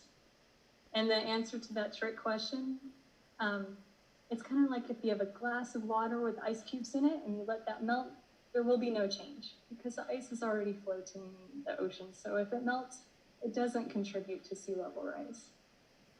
Right. In terms of like the massiveness of the sea and things kind of creeping quite slowly, have you ever seen that Randall Munro thing where he talks? I think it's Randall Munro where he talks about if you took like a Monsters Inc. door and you opened it at the bottom of the Mariana Trench, and you just like drained the ocean out onto the surface of Mars, how long it would take to drain the whole ocean through that plug hole? No, how long would it take? I can't remember the number, but it was like tens of thousands of years. So it's such a long time. Anyway, I haven't been looking at the questions because I was just listening to your answer then. But let's see what else people wanted to know. Oh, Albel156 is asking a pretty technical one about how will the thermohaline circulation be affected by the melting of ice, which is kind of going back to the Yeah, that's a really good question. So it really depends on what happens with the wind and circulation and mixing in the ocean. So I don't think there's a really strong answer to that, but there have been a lot of climate modeling. I don't know what thermohaline circulation is. Show that it won't entirely shut down. So this, what's that movie that has everything just freezing and going crazy because it shuts down? That's not going to happen. But there will be some really interesting implications on smaller scale things. So one of the cool things that I've seen in the field is if you get a lot of fresh water at the surface of the Day After Tomorrow is ocean, happening in Texas right now, right? No, just kidding. There's a lot of Obviously not to the biology same that degree, want to reach but up to the surface and get sunlight, like especially those phytoplankton species. That fresh water can act like a barrier, not allowing the phytoplankton to swim up into it. So it can have some really interesting effects on biology and also on sea ice and things like that. But the biology stuff is like, wow, there's a connection there. That's kind of cool. Yeah, that's kind of what I was talking about a little earlier with the big snowball effect. Okay, I think that probably concludes all of our questions, apart from one question, which was, will Elon Musk save us all? And my answer to that is, I was thinking maybe, I think probably no. Yeah, probably no. But anyway, and Margrethe saying, I never actually thought about freshwater mixing with saltwater. Yes. is an important thing to think about. Yep. So, Very important. Melinda, thanks so much for joining us for this Q&A. Dapper Dame is saying thanks so much for your time as well. And thanks again, everyone, for joining. Yes, please do follow our socials and join the AimHi community mailing list if you'd like to. Again, it's at the bottom of our website. And we will see you next week at the same time next week for part 2 of this, which I think is the best part. That's the part about like food and farming and like underground networks and stuff like that. It's the bit I like the most. Okay, I'm excited to do but anyway, the thank rest you of again, them. Melinda, for joining us. I wasn't really, sure really after good of you today to that I was join us like, this I don't last know, we'll minute. see if we'll do the other 3 courses, but I'm yes, like, after take today, I care, want to all. do the other ones. Bye-bye. Thank you. Be still? There they go. All right. Let me turn that down. This music is a lot louder than he was. I can't play Stardew Valley. Today's not a stream day technically. So as much as I was gonna originally play some games before all of this, but then I decided against it because I was like, I've already been streaming some for the farming one. Right. But yeah, so we can discuss some stuff. So things that you guys were saying earlier in chat, let's see. You're saying you think fossil fuel companies have bought a lot of green energy competition? Yeah, so it's not only that actually, but a lot of, so something I've learned recently, if you're interested more in this, you can listen to the podcast called Drilled, and it is I've only listened to like, I think like 6-7 episodes in the beginning. There's quite a few episodes, but the beginning of it kind of teaches about a bit of the history of climate change and how it started, when people started learning, when scientists started learning that it was a thing, and it was in ExxonMobil's labs, and then how they decided to then change the narrative via the media and politics and stuff like that to make people buy people out and things like that, so then they could keep doing the things that they were doing. But so you're saying that they buy out competition, but it's not only that. A lot of oil companies are even like they pay, or they not pay, but they fund schools, so very high education schools, like I don't know, like Stanford. I don't know which ones are good. Probably not MIT, but like really high up Ivy League schools that whenever you hear about like, oh, this study is from this school, then you'd be like, wow, that's legit. So they fund these schools, engineering programs and stuff. They fund these schools so then they can be on the boards, so they can put people on the boards who help decide which things people get money to research and what things they don't get money to research. So they can control the narrative still. Because they know climate change exists. They are fully aware of the horrible things that they're doing. And so they still allow things to progress, but probably to a degree, like they push it back a little bit more than it could have possibly been, because they can be like, well, we're not going to touch this subject, do this instead, because they're on the board that helps get to decide these studies that happen in these like Ivy League schools that people like look to be like, wow, look at all these amazing students are coming from this, and look at their studies and da-da-da-da. So it's not necessarily the studies are wrong, but they get to control what the studies focus on. So yeah, they talked about this in this podcast. I highly recommend listening to it. I'm still going through it, but yeah. And Mateo, you were saying that you have can't help but have a negative feeling about how up in the air our situation is and how little voice we really have. Yeah, and so that's kind of what the course was about, talking about how even just doing the course and telling people about it, and even like trying to get people to be educated, is the power that we do have. So like, even though it can feel like you are powerless in the situation, and when you think about the big picture, but actually, let me look at. I recently was reading a quote, and I actually wanted to share with you guys. Where is it? Alone? Okay. So this is by Jane Goodall, actually. One individual cannot possibly make a difference alone. It is individual efforts collectively that makes a noticeable difference, all the difference in the world. So like, and I feel like that's just super true. I don't know. And Sally said that was really good. Sadly, you have to hop off and watch American Horror Story. Yeah. thanks for coming. I really, really appreciate you being here, Siler. I hope you enjoy your show. Yeah, I think I am definitely going to do this for the next 3 weeks. I think it's going to be the same time every Wednesday. So we can do this more. And also I was thinking we could, I'm going to go ahead and do this because I'm in the mood. But we're going to watch a movie in Discord after this. And I was thinking either watching Princess Mononoke or Nazca of the Valley of the Wind. They're both environmentally focused Ghibli movies. So if anyone is also a weeb or has not watched, you can even just have it on in the background. We're not talking over it, we just chat in, text. And here's the Discord if anyone wants to join, because I'll be doing that just probably very soon afterwards. No problem. It was very informative. You should do more stuff like this. Yeah, I'm watching him have like a little slides and stuff like that. And how much of the information he was sharing that I do know, but I just haven't like put it together in like a nice format like that. Maybe during these weeks that we're watching this course, then maybe I can get my own stuff and try and do like maybe little 1-hour courses in the continuing Wednesdays. I don't know. We'll have to see. I do want to, a lot of this content is stuff that I want to make YouTube videos about. Mix it in with like sewing and DIY crafting stuff, because a lot of my experience in crafting, I've done a lot of reused materials and stuff. Meaning to download Discord, so I'm gonna try right now. Yeah, Discord's pretty good I'm pretty easy to download. But yeah, so I feel like you really like the way to feel positively about your impact is to see your direct impact, because if you see like the impact you have on the people in your life, because there are very few people even in the entire world that have an impact too much larger. Like granted, the internet definitely helps your impact be a little bit bigger than it would be normally without the internet, so that's always like bless the internet, even though there's a lot of bad that came with it, there's also a lot of good.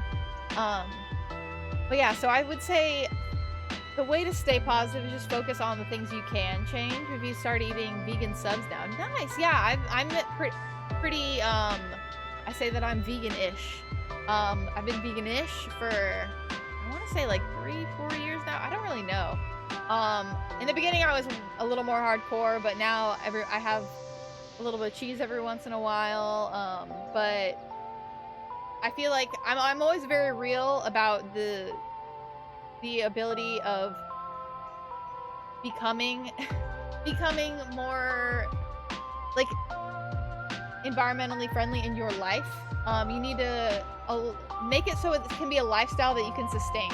So people who want the whole world to go vegan, I think are a little extreme, and I don't think it is possible. Like, I feel like it makes much more sense to just convince people to have vegan options when they can, because it's better to try to make it to a degree that you can sustain it in your lifestyle, and then maybe once you get used to it, you can kind of up it a little bit and like kind of gradually become more and more used to it, so it can be a part of your lifestyle, versus if you just like fully go vegan, if it's like a all or nothing kind of thing, which is what I used to think back before I tried to go vegan or vegetarian. I used to always think, oh, I wish I could go vegan or vegetarian, but I love chicken and I love cheese, so I could never do that.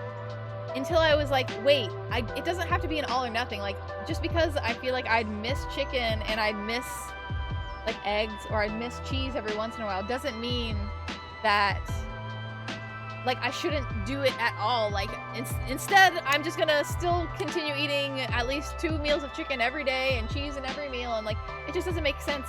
Like, I feel like that's so much of the mentality is like is an all or nothing, and I really wish more people talked about just like the small changes you can make and then gradually build up. And then also, because if you try to go cold turkey vegan or go fully vegan, but then like one day you're like, oh my gosh, I really miss my favorite food and and you eat it, and then you're like, oh my god, I ruined it, I'm not a vegan anymore, I'm just like might as well forget about it, and I'm just gonna stop being vegan and just eat meat all the time. It's like, you can still have some indulgences every once in a while.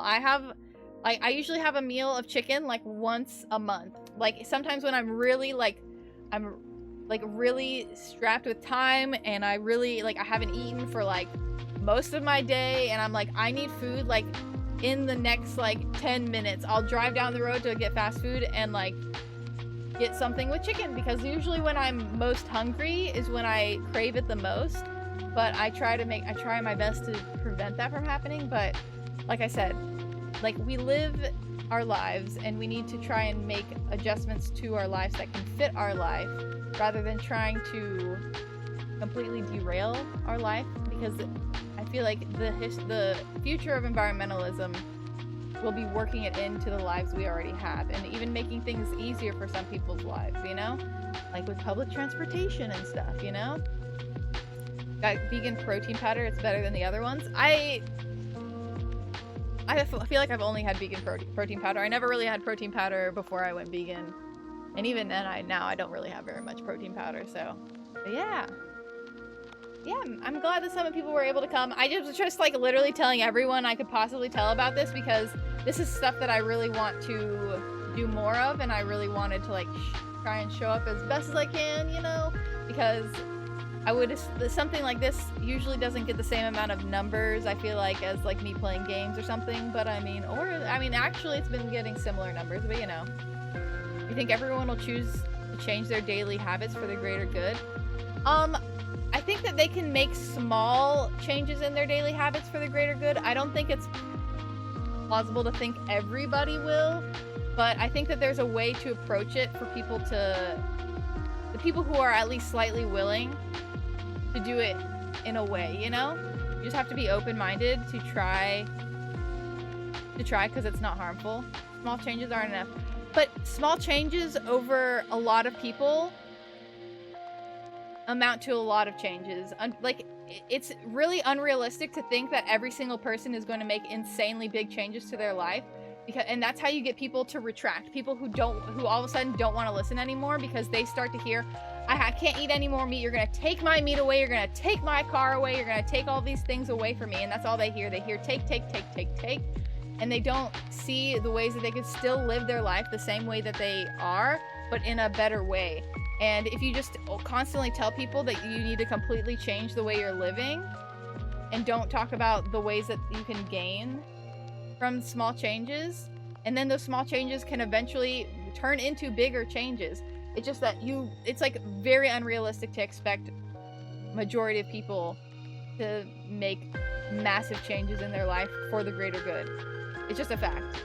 Like, even people who really are passionate about it, I feel like it's hard to do, because we live in a society, and society makes it hard to not live in the way that it wants you to live, and it wants you to order from Amazon, it wants you to drive your car everywhere, it wants you to do all these things. Yeah, and there are lots of ways to do that. Obviously, voting for, especially local government changes, and also... And I talk about this all the time. I'm not saying that like it's only on us, because it's definitely not. It's not our responsibility as much, and the individuals can only do so much, because ultimately it takes the companies to change, and in order for them to change, governments, and to a degree technological intervention. But then even technological intervention needs to be supported monetarily, and usually a lot of that monetary support comes from the government. Which is why, like, we were able to get to the moon so fucking quick. It's because the government is like, let's pour all this money into science. And it worked. It worked, you know? So.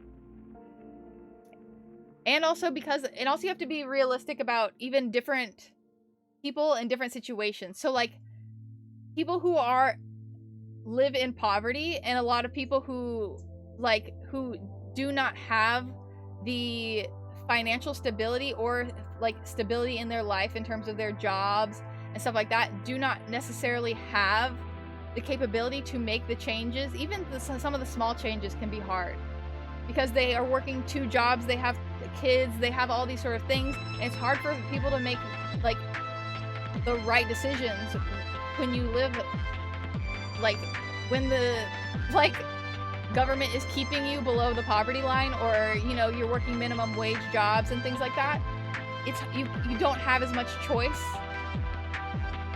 where you use your money and where you can make changes. You live the way you live, and you can't really divert from that very much because you are where you are. So I feel like that's a lot of the intersectionality as well conversation that we need to bring up more often, because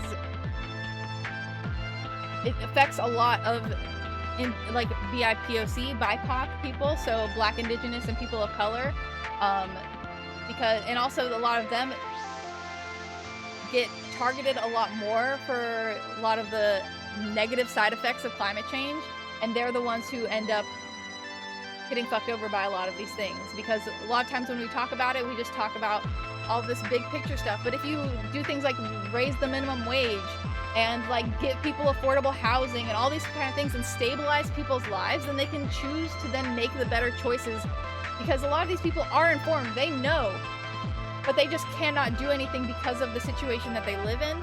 And like, those things need to be implemented, because even those people, if they have a stable life, then they can go and vote. There's so many things that they can do. If you make voting like a requirement to be able to have like your day off of work, it's a national holiday, everyone can go vote. Like, if you get rid of a lot of the like voting restrictions that like a lot of people of color are blocked from voting a lot of the time because of the gerrymandering and all kinds of like fucked up shit that the voting system does that prevents them from being able to vote for their best interests. Like, all of this is like all intertwined with each other, and it's a very intersectional conversation. And this is like a lot of what the Green New Deal deals with. It's to equalize people to at least a certain degree, so then they can make the correct decisions, as well as the government supporting them and the government supporting the environment, you know? Wow, that was a lot. Sorry, I wasn't reading chat. I was on a roll and I didn't want to stop myself. Okay, so you have read that cutting down on meat and dairy is the single biggest impact. Yeah, I have heard that. I feel like I recently saw something about that kind of went against that. Because I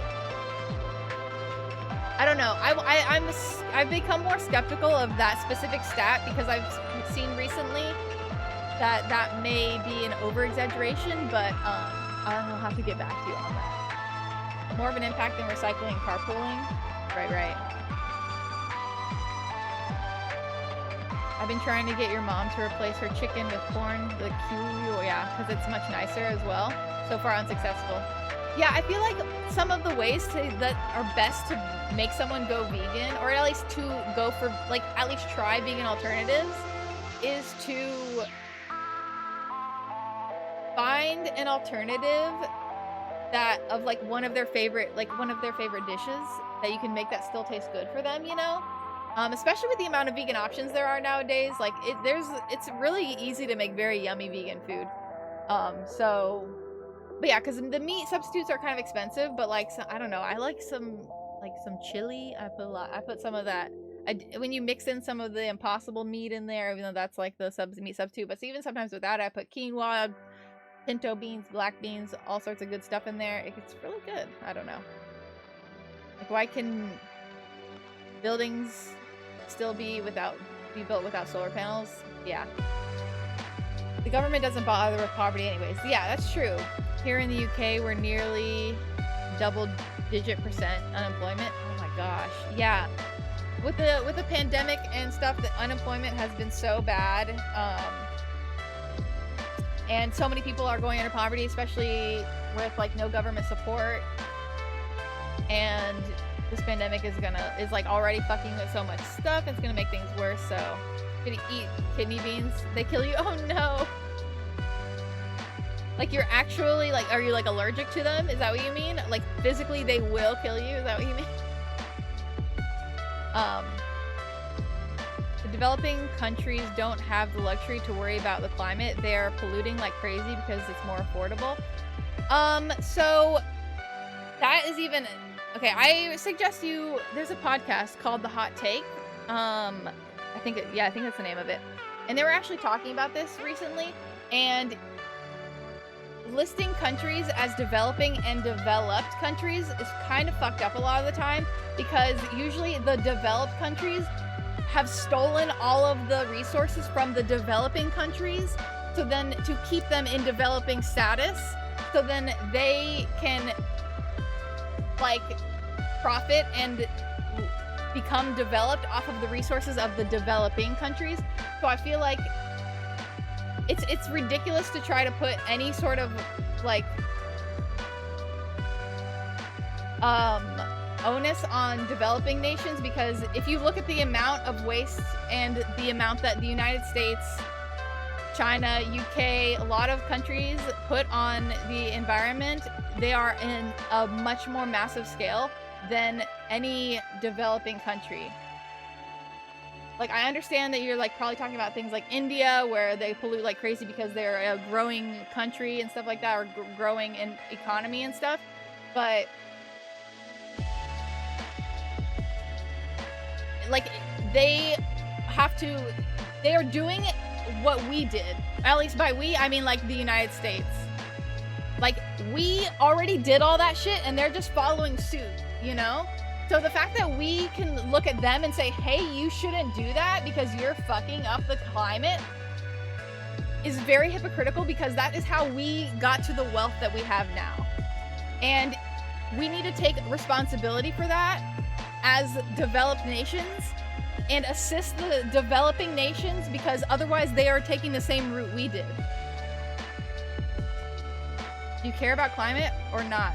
Two wrongs don't make a right. I care about climate, but I care about people too, which is what climate is ultimately about. I'm talking about doing it in a intersectional, equal way, and realizing that you can't just like walk over people and just like put a bunch of blame on people who don't have as much control over their situation, because that's not how you're going to solve climate change. That's how you're going to make enemies and how it's going to get worse. That's just like a fact. If someone feels attacked and you're not, and no one's going to try to support them in the thing that they're arguing against, like if America tells a country like India and say, you can't do this thing that we already did because it's hurting the climate, but we are not helping them do anything different because they're literally just following suit of what we did. And a lot of it, like the money we made, is off of their backs and polluting their waters and killing their people, you know? So we need to own up to the horrors and atrocities that we've done to get to the absolutely outrageous amount of waste we put into the world, and help people people not make those same choices, you know? Because they will. So I should eat quinoa while everyone else is spewing fossil fuels into the air? I mean, that's a very weird way to put it. What are you trying to say? I don't understand what you believe either. I don't know if you're just trying to like troll me. I don't know if you believe in climate change. I'm very confused if you're just trying to use like hot topic points to try and like refute me or try and like trip me up or something. Yeah, so I don't know what you're trying to do. Like, if I as an individual care about the environment and I can do what I can do, and I expect everyone to do what they can do within the realm of reality and not within the realm of some perfect world, okay? Because we don't live in a perfect world. We live in a world where people have taken advantage of others based off of their privilege and stuff like that. You're expecting privileged people to make these lifestyle changes, but that's completely impractical the majority of the world. But you're expecting underprivileged people to make these lifestyle changes, the same lifestyle changes I'm asking privileged people to make. Privileged people almost never do the thing that's right for the underprivileged. So the fact that you think that like I don't know where you're coming from. So anyways, let me read some other stuff here. You said they won't kill you. you have like intolerance, big pain, chili con carne, tastes so good. Okay. What is some alternative language they suggest to replace the term developed and developing? That's why I don't quite remember. I need to re-listen to that podcast. It was the hot take. It's one of their, this is the name of the podcast, and it was one of their more recent episodes. I think it was about climate reparations, which is a really interesting topic that I haven't really thought about. And they do talk about a term that's better than it, but I don't totally remember, which is on me. I'm sorry, I don't remember, but yeah. You're saying our energy companies have so much money, they provide more essential things such as water and heating, so they can't be stopped, right? I believe that when big shipping boats leak all that oil, there should be repercussions. Yeah, companies should have to pay for the things that they're doing, the atrocities that they're committing. I think the point is that we should all try to do what we can and acknowledge that not everyone can be 100% environmentally sustainable all the time. Exactly. The main change you can do is your eating, really, because you can't change how you get to work and how everyone travels and how society really works. The privilege can do it, though. Yeah, and the privileged can also, not unfortunately, because the privileged have gotten to their privilege on the backs of a lot of, even if it wasn't you directly, it was your ancestors.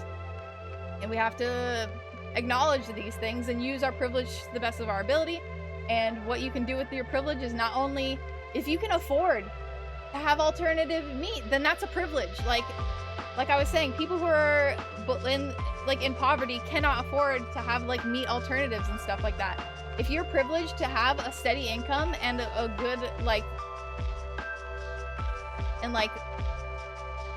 live in a way that you can choose what you're gonna eat and you can afford meat alternatives, then that's a privilege. And then you can also use your privilege to talk to, because usually privileged people are surrounded by other privileged people. You can use your privilege to talk about these issues with the other privileged people who usually have a bigger say when it comes to coming to the table, because people listen to white men more, people listen to white women more, people listen to people who have money more than they do of other people. If you can use your voice, your privileged voice, to fight for the people, or to not only fight for the people who don't have the same privileges, but literally create a platform for the underprivileged to be able to stand on and speak their voice based off of your privilege, then that's like a big thing. Soccer moms driving Teslas isn't going to make up for the rest of the world's pollution. The only way to fix climate change is with massive global systematic change. I never said that soccer moms driving Teslas are going to make up for the rest of the world's pollution. You're very selective in what you're hearing from me. I still think that the government and companies should take the onus of almost all responsibility, the biggest responsibility, but unfortunately, the way systematic change happens is educating people and meeting them where they're at, so then so they'll be more willing to listen to you, and then you can step forward with them into the future. So then as more people change their opinions and change and become more knowledgeable, then the system changes. That's how it works. You can't just revolution it overnight. Especially with the people in office and stuff like that, it happens with people learning. Because ultimately, the soccer moms are not going to be the ones to solve it, and the people in the countries that we're dumping all of our fucking our waste, all of our literally our recycling, all of our wasted clothes, our textile waste, all sorts of waste. It doesn't stay in our country. It goes to other countries that are developing. What do you expect them to do with our waste? We're still doing shit, you know? Bro, the more people that get the Tesla, though, it's true, more people that get a Tesla, but even the Tesla, it requires probably battery changes, and creating batteries is pretty energy intensive. So it's even a matter of hopefully Tesla and the government can put money into scientific endeavors that are working to build better batteries that won't be as destructive. And so even Teslas and other companies that are creating electric cars can be even more efficient, because battery technology isn't that great, right? It's good, but it could be better. So I don't think people disagree. It's just not realistic currently. It grows. Where's your point? Getting a car that is run on green energy is an investment into a greener future. You can... Oh, sorry. You get it. I'm sorry. I saw your hydrate and I ignored it.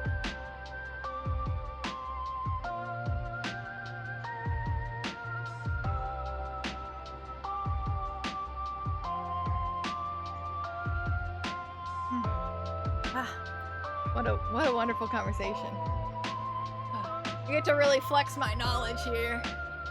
All of my podcasts I listen to, and books I read, and articles I read, and Instagram things. Anyways, systematic change is important, but what are you doing to prompt systematic change? Yeah. There's tons of methane under permafrost, which is setting off a chain reaction. Many scientists believe we're going to soon reach a chain reaction that can't be reversed as climate melts. Yes, were you in the climate crisis course earlier? Or are you just coming in randomly? Because you're stating very... Oh, okay. Because we were doing a whole course earlier that explained all of this, and we're very aware of what climate change is. Ideally, even sooner than 2050, but a lot of countries' goals, yeah, which is probably not soon enough. And what we need to do is what we're doing right now, and we're doing with AimHi TV, is trying to educate more people so we can even pressure our governments even more and pressure companies to do things sooner than their goal of 2050, 2060, you know? You said, can you share with us some ways to get involved with sustainability outside of changing our diet/daily habits? Yeah, I would say that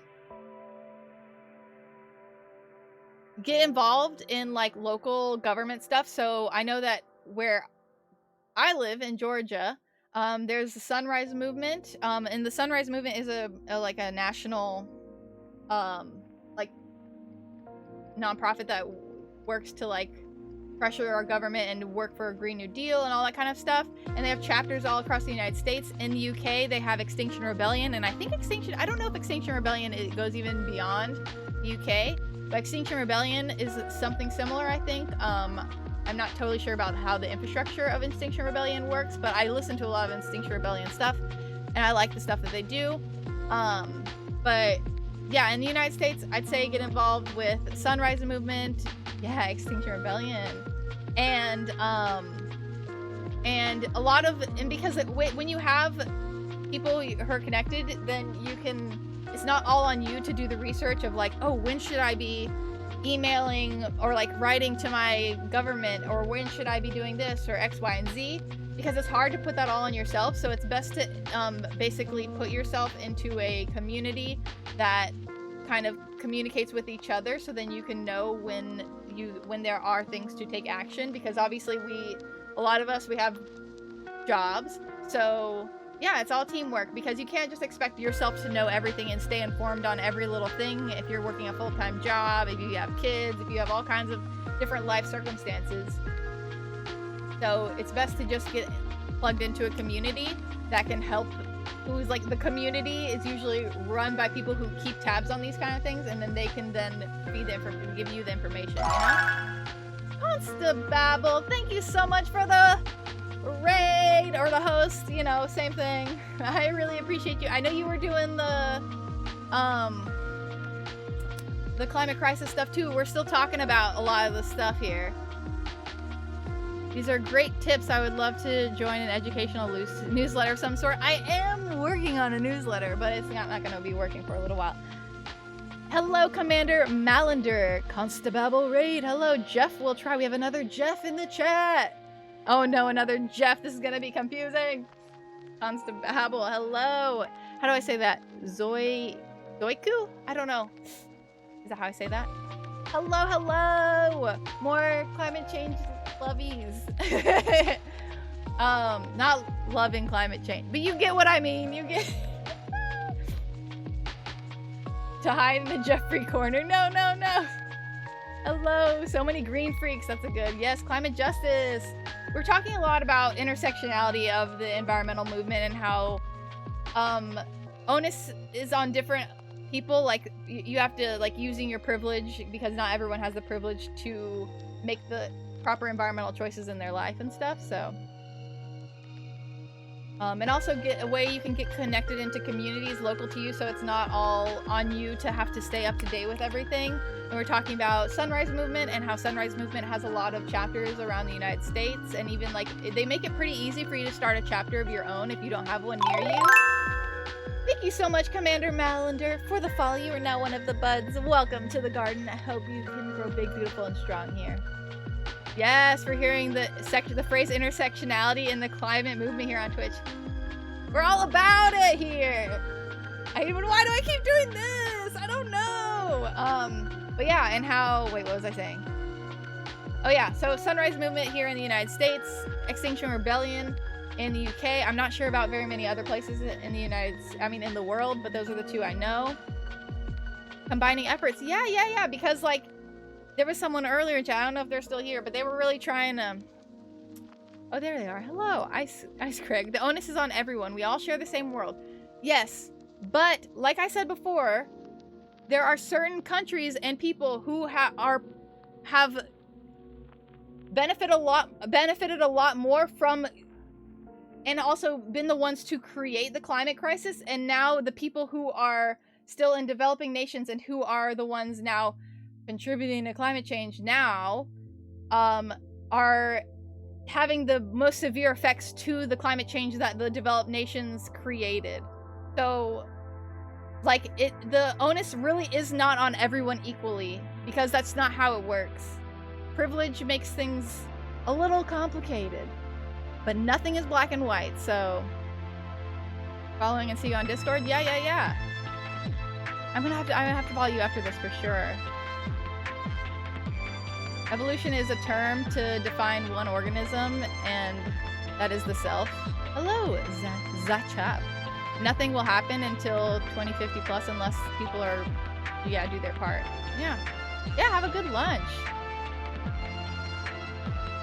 Yeah, have a delicious lunch. But yeah, so you have to be realistic that it's not actually equally on everyone, because the richest people are usually the ones who have caused the biggest caused the biggest shit when it comes to climate change. We all share the same world, but we don't all have the same history. Many Western countries have an economic leg up due to centuries of economic exploitation of other countries, and they are obligated to use that leg up to do the most they can.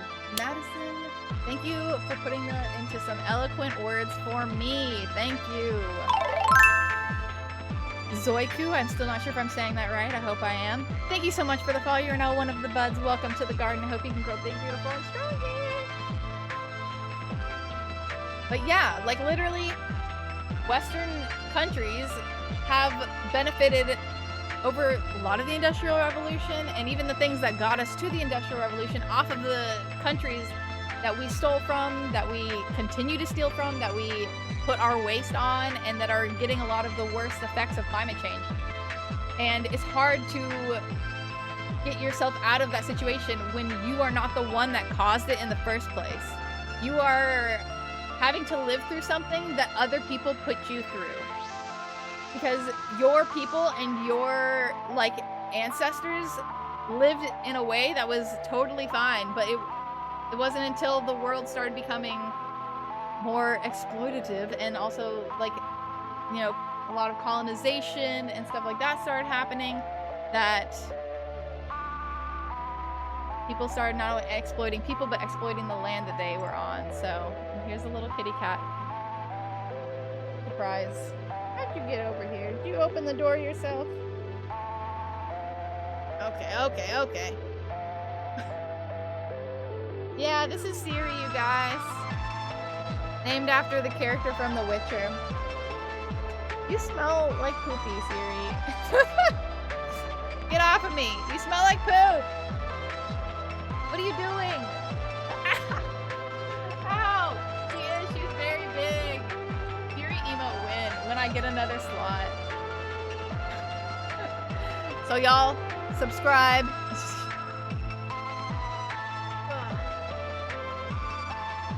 We ain't getting more emotes till we get more slots.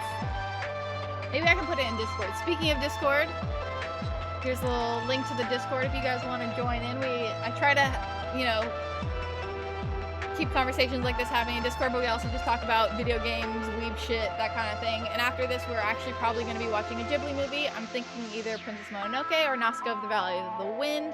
And I'm feeling Nausicaa because I feel like that's the one that not a lot of people have watched. And it is just as much an environmental messaging. It's one of the first Studio Ghibli movies, and it is like hella environmental, and it's one of my favorites. And yeah, so I really, really would love some people to join me to watch Nausicaa of the Valley of the Wind on Discord. I don't have Nitro, so we have to watch it in 720, but you know.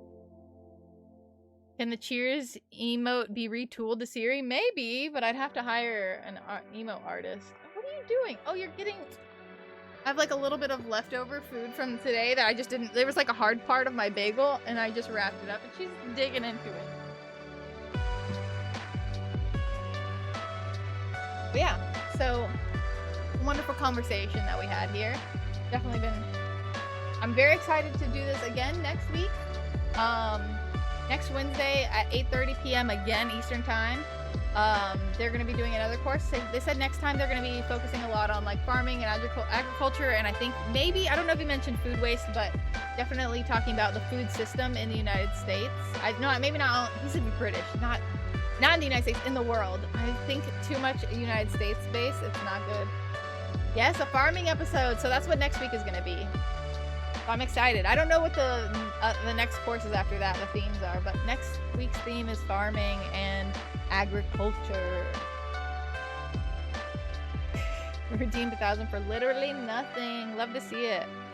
From the war on drugs causing international eradication of the millions of acres of hemp and banning the growth of said plant, how much of a hit do you think that may have caused in relation to carbon sequestration, as well as going from like 50% of people being farmers 200 years ago to less than 1%? Oh my gosh, you have so much. Acknowledging the legacies of exploitation and colonization is important, though it's not the entire context of climate change, climate vulnerability in developing regions. I suggest looking into the prevalence of Sweden agriculture that has degraded landscapes globally long before the Industrial Revolution. In many places, slash and burn agriculture is still practiced. I don't know enough about the science of agriculture, so I could not answer those questions for you. Those are definitely great points. I just am not as knowledgeable about specific like agricultural practices. Yeah, Jeff, thanks for hanging out as always. Have fun playing your games. Appreciate you.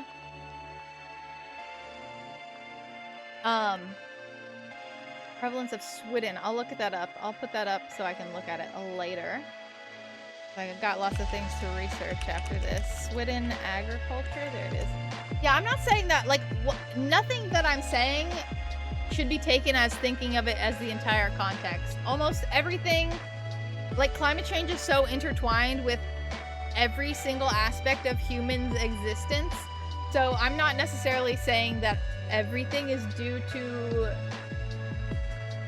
exploitation and colonization, but I think that those conversations that intersectionality needs to be brought into every single conversation that is in climate. So what types of indie games do I normally enjoy? So like, I'm very bad at knowing what qualifies as indie, but I have a Humble Bundle like monthly thing, so I do a lot of that stuff. Today I actually got these like 2 Frog Detective games that I really want to play. They look really interesting, but let me look through my Steam. Actually, not my Steam. Like, I have a games list. Actually, let me do this. Frog Detective, it's a really cute game. I think it's under game list? Games list, maybe. Neither. I don't know my own shit. But yeah.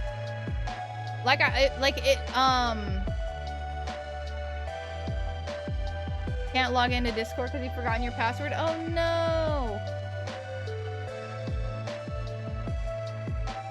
Your point wasn't to point the fingers at these other countries, but to say that their economic situation doesn't allow them to focus as heavily on renewable energies as others. But this is the problem, because we all need to do... I'm not saying that they shouldn't do anything at all, but I'm saying that you can't expect them to have the exact same ability to contribute to the solution as we do. I want to try Spirit Fair really, really badly. I've heard really great things about it. Like I said, nothing that I'm talking about is ever black and white. Absolutely never. And, like, it all has a lot of gray areas, but I'm just saying that I know that we all share this planet, but we don't all share the exact same amount of, like, not influence on climate change we have. What's the word I'm thinking of? We all didn't contribute the same to climate change. So, and that's that. That's how it is. So, the Green Belt movement is a great point of reference. I completely agree that intersectionality is critical. Just offering additional context. Yeah. I appreciate it. I just am not as knowledgeable about a lot of like the agricultural practices, and because personally I thought slash and burn wasn't that bad, so I don't expect them to, but they need to. Small changes aren't going to solve anything. I wouldn't say it's not going to solve anything, but it's all or nothing, and we're running out of time. I'm not interested in who to blame, but how to move forward with what's happened. Oh, you win? Oh shit. But small changes make big changes, and I'm not saying we only do small changes, but big changes aren't plausible unless we have the cooperation of government and like big money. Yeah, and coordinated is the key word. Small changes make a difference. A lot of individual actions make waves after time. I think you just have kind of a little bit of a pessimistic view on it. Not interested in who to blame, but it really should be partially who to blame, because usually the people who are to blame have the most money and have the most influence in these kind of things and have the potential to make the biggest change. So it does matter who to blame, and that's even something that we can do. Like being knowledgeable about putting pressure on people who have put a lot of the issues, that caused a lot of these issues. Since you weren't here earlier, I'd highly recommend you go to the AimHiLive. Hello? Well, let me just do a shout out. That works better. Which is what the climate course we were looking at earlier, and they're gonna be they have a whole 4-week course that started today. You can watch the VOD. They had 2 different times, and they're going over a lot of this information. So I think small changes actually make a huge difference. I've been a vegetarian for 8 years now, and I've seen massive change in people's awareness in relation to food. Yeah. If you come at it in a non-judgmental way, like literally just from me and my circle, and me and my husband becoming vegan, like a lot of our friends have made decisions to eat vegan a lot of the time. Like they've widely like increased the amount of vegan food that they eat.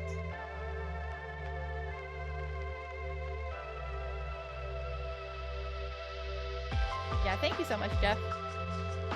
Wait, where's the thing? I was gonna look at the Stream Elements has a bad URL. Oh, weird. Oh, because it doesn't have the www. Okay.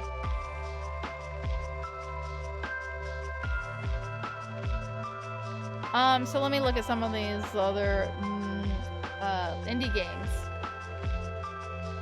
Extra L. Oh, did I spell it wrong? Oh, I accidentally put an L in there. Oopsies. My bad. Thank you so much. Ooblets. I don't know if you guys played Ooblets. Ooblets is really, really fun. I played Gris. Kingdom. What Remains of Edith Finch. Untitled Goose Game. I think Hollow Knight was originally an indie game. I don't know if it still counts because it's so big now. I guess if it still came from an indie place, then you know. Let's see. Child of the Light, Doki Doki Literature Club, The Cat Lady, Dream Daddy. Bunch of fun ones you'd consider indie. Yeah. Night in the Woods was really fun. Valhalla. Well, The Wolf Among Us is not. Hyperlight Drifter. Oxenfree. Oh, I love Oxenfree. It's so good. Ori. I have not played Ori yet. I want to play Ori. A while ago, I started to play Ori. And like within the first 5 minutes, I was crying. But this was not on stream. So I was like, let me wait to do this. So I do want to play Ori. And also the second one as well. And I want to play Little Nightmares 2 really badly. I never got the DLC for normal Little Nightmares, but I love games like that. So like Limbo. What was another one that is very similar to Limbo? There's Little Nightmares, Limbo. I'm trying to look at my list here. Anyways, I do have oh, Little Nightmares is so fun, but I kind of like kind of creepy games. I have a VOD YouTube channel. My main YouTube channel has like nothing on it yet, but my VOD YouTube channel, I've put almost every single VOD I've ever streamed out of my 4 years of streaming on there. So some of it's kind of like wonky. The only things is there are a few things missing in every once in a while because some of the files got corrupted after keeping them for so long and stuff. So, but it's only like a very few that are corrupted that didn't make it on there. So that's a good place to see a lot of the games that I played. Yeah, I like myself some indie games as well as just story-based games. So like right now we're playing through Witcher 3, so that's normally what I play on. I stream on Sundays, Tuesdays, and Thursdays. And Tuesdays and Thursdays I stream The Witcher 3, and then on Sundays I usually do Stardew Valley. Last time we played Portal 2 because it was Valentine's Day and I played with my husband. So that's what we did. We didn't finish. We still need to finish. We might try to finish on this coming Sunday, but we'll see. And I always stream from 5 to 9 p.m. Eastern time. And usually I talk for like anywhere from 30 minutes to an hour before I start actually playing games. So, and a lot of times we end up having either just dumb conversations about like TV shows, anime, all kinds of stuff. Hello, Jeff will try. Thank you so much for the follow. You are now one of the buds. Welcome to the kingdom. Not kingdom. I used to call my thing kingdom. Welcome to the garden. I hope you can grow big, beautiful, and strong here. But yeah. So that's fun times. Why hasn't the new Congress passed any climate change bills yet? Because Biden hasn't set in a state of emergency. And it's hard to get stuff through, even though there is a Democratic majority. He said it was a priority on the list, but we haven't even got stimulus checks yet, so I voted for Bernie, not Joe Biden, but we got what we got, and it wasn't Trump, so that's a positive, but still gotta push Biden to do even more. So that's the main reason why. So they've barely had any sessions. Yeah, they're like on a break right now for like a week, I think. After they were focusing a lot on the impeachment stuff, and then their attentions have been quite diverted lately. So has the first 100 days happened yet? Because that's when Biden said he was going to get a lot done. I mean, he joined it back into the Paris Climate Agreement, which is the bare minimum. So there was a little thing that happened at the Capitol, just a little thing, an insurrection maybe, that they had to deal with to try and like impeach the previous president, you know, or casually the first president to ever get impeached twice and never have to actually get forced out of office. And he can now, since he didn't actually get like,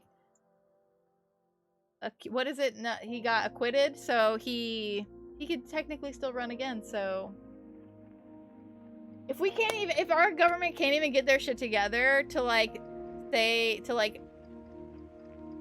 Trump cannot hold office again, then we really got to push them on climate change, which is why I suggest joining things like the Sunrise Movement, because they are always trying to make changes and they're always doing a lot. I highly suggest looking into the Sunrise Movement if you're in the United States.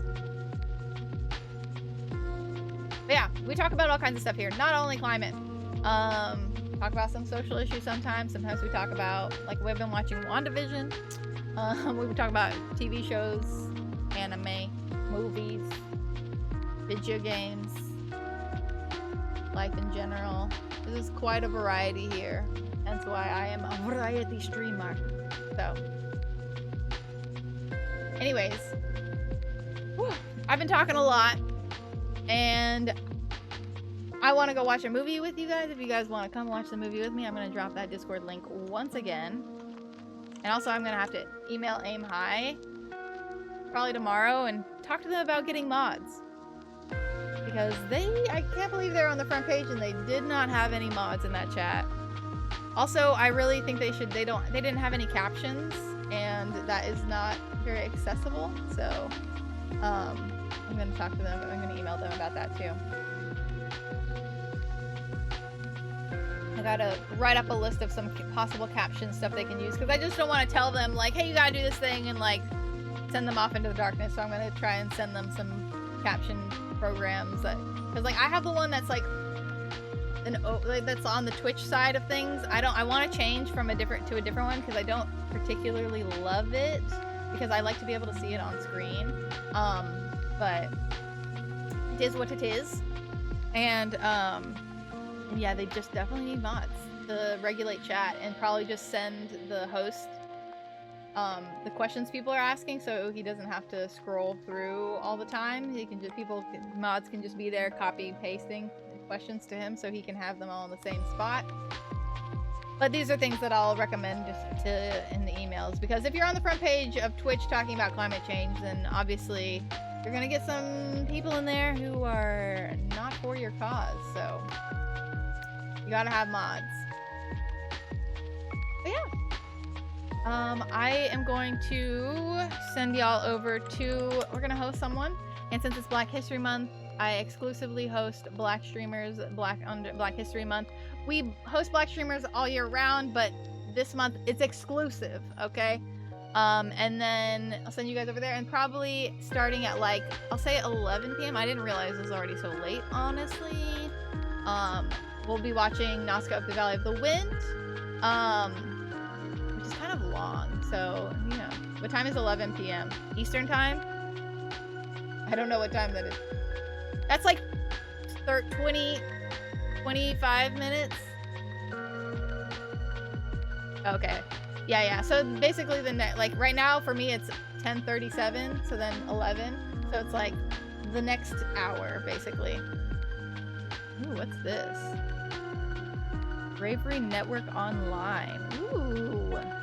We love... I never get to host Jude.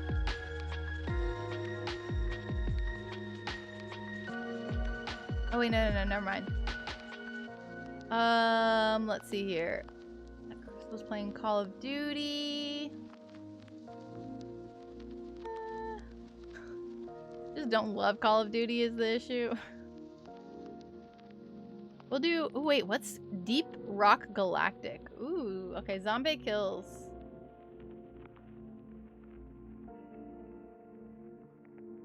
We're gonna host Zombie because Zombie is it's amazing. We love Zombie. They're amazing. So, raid, boop, no, slash.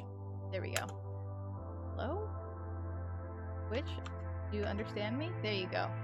And this is the raid message. If you guys are not subscribed, then you can use whatever emote that you wish that expresses some sort of excitement, joy, happiness. But has the music been too loud this entire time?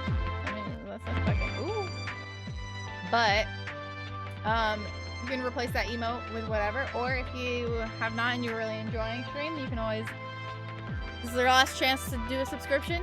If you got Prime available, then that's a thing. Or if you just got $5 extra handy, then that's also a thing. But also, no big deal if you're not. Just you being here watching and is really great, and I appreciate it so much. But yeah, thank you so much for copying that. Yes, we're gonna go raid. This looks like she's playing an exploration spacey game that looks fun. Maybe it's multiplayer. This looks interesting and fun. I love learning about new games from other whatever. Like whenever I see other people playing a game I never heard of, I'm like, let me go look, because I love to find new games. Even though I don't always get a chance to play all the new games, I like to know about them. But yeah, so I'll see you guys next time, hopefully. Sundays, Mondays, Tuesdays, Thursdays are my streams, and we'll probably be doing this Wednesday course.